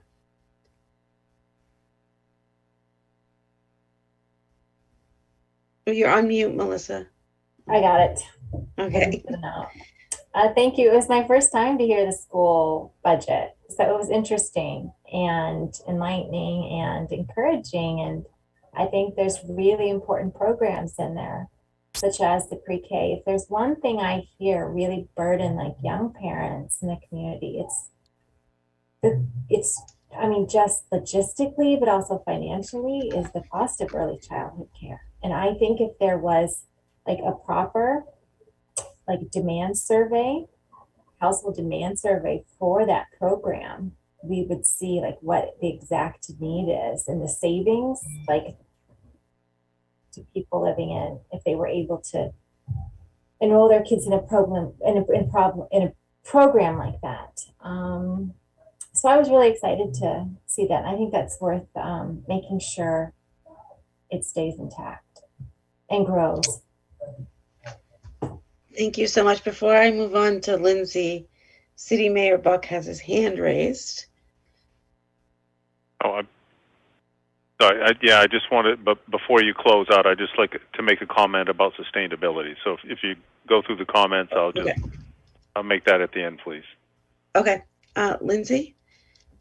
I thought that was a great presentation by the superintendent and Cheryl. That was great. It was so informative. My background is also in education. I, for a number of years, worked for a out-of-school program in Dorchester in Boston. So all these extra things that we do to shore up what the teachers are already doing in the classroom are so important, because that's just how we hit these kids again and again and again.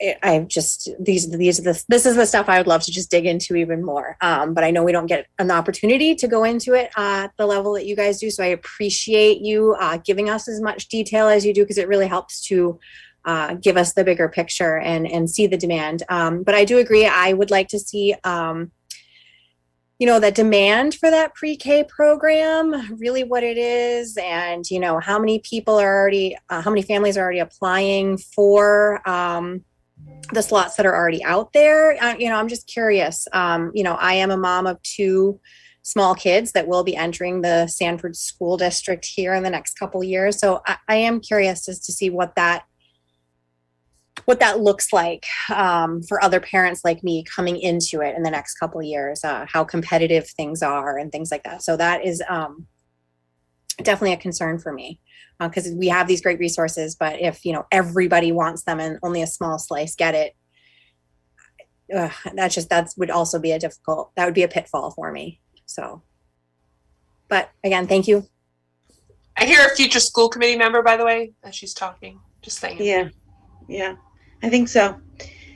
Okay. So Matt Nelson says yes. Lindsay, he says yes. I want to thank Matt and Cheryl. I know these things are not very easy at times, so I know it's a kind of a hard thing to bring forward, and I think you did a really good job.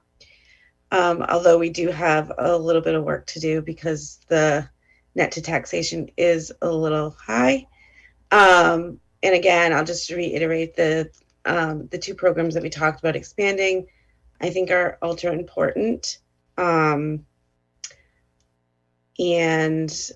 I actually worked for Warband Projects for a little while in the accounting department. And so we're very lucky in our community. We have that resource, but it only goes up to grade 4.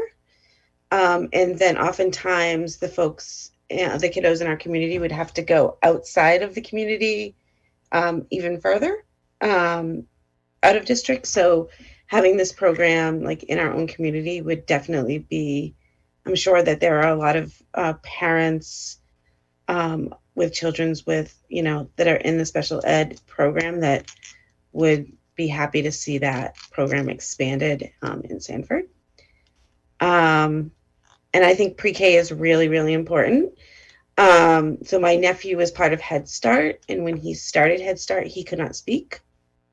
And he now is like a motor mouth. So that program really, really helped him. And so those 2 programs really pull at my heartstrings a little bit. So anyway, that's all I have to say about that. So City Manager Buck, did you want to talk about sustainability? Yeah, I struggle with sustainability so much. So I want to go back in history for 10 plus years ago when I started in the first budget. We had this young whippersnapper by the name of Tom Cody, who was chair of the budget committee that year. It sort of came out of nowhere. He was chairing the budget committee, and I remember him start to use the expression of, "This is not sustainable going forward. How do we get there?" Right? So that really started the discussion about defining what is sustainability for the city of Sanford. And I'll share something else that he said in his last 2 years here. He said, if I knew then what I recognize now, I would have advocated to do things differently. And that reference was not to trim it back to 0 every year, but to have some level of sustainable growth in taxation. So what we struggle with is defining what that is. I'm not suggesting it's $1 million by any stretch of the imagination, but in the prior 20-year analyses that we were doing, trying to talk about debt service for roads and affordability of borrowing to make the investments in our schools that are paying dividends for us and such into that, we had looked at 4% net change in expense, anticipating 4% net change in revenue growth, and expecting about 4.7% year-over-year growth, you know, on the average, right, in valuation. What we never got to was if you take all of those numbers and squeeze them together, don't talk about the mill rate, but talk about what does that produce for a net change in taxation year over year, right? We never really got to that piece of it because that's really the number that impacts. What's the net change? So then you can scrub all of that because nothing acts historical anymore, right? We've had so many extraordinary changes that I know when I started in this, well, even before I started as a full-time career, but working as a selectman, what would I see year over year over year? Expenses change 2.5%. Revenues will go up 4.5% every year. It was just the expected trend. You could look at, you know, trends in petroleum and this, that, and the other, and things were relatively stable. There was a level of predictability there. Fast forward to the times that we're in now, on the municipal side, we've reprojected petroleum twice already, and we're coming back again, right? Because of what's going on in the world right now, and we're looking at unprecedented levels of inflation. You know, CPIW of 8%. Who would have guessed that, right? Yet we want to hold the change in net taxation to zero or something less than that. So I always struggle with that as to where that is, that everything else in the world can go up, but taxation needs to be the same or less. That's where I get back to the sustainability, as Matt was talking about extensively earlier, trying to get the peaks and the valleys out and trying to smooth that out over time. Been ever more difficult to talk about what is that smooth curve over time. Well, how do you get the peaks and valleys out? Because the world just doesn't act normally anymore. So I just throw that out there as we mature the discussions going forward, as we know more about our valuation basis, we know about new value that's coming in and how much revenue that brings in and how much burden that can start to take off from the pre-existing tax base and such. Just want to put all of those thoughts out there for people to be thinking about as we get down, you know, closer several meetings from now as to where we're going to sift out. So thank you for allowing me to express that.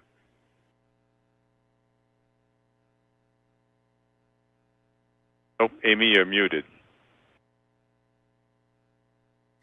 Sorry about that. Thank you so much, City Manager Buck, for those words. Does anybody have anything else before we adjourn?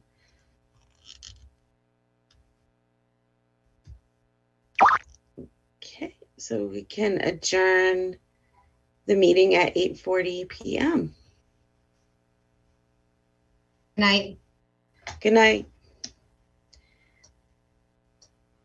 Yeah, thank you all.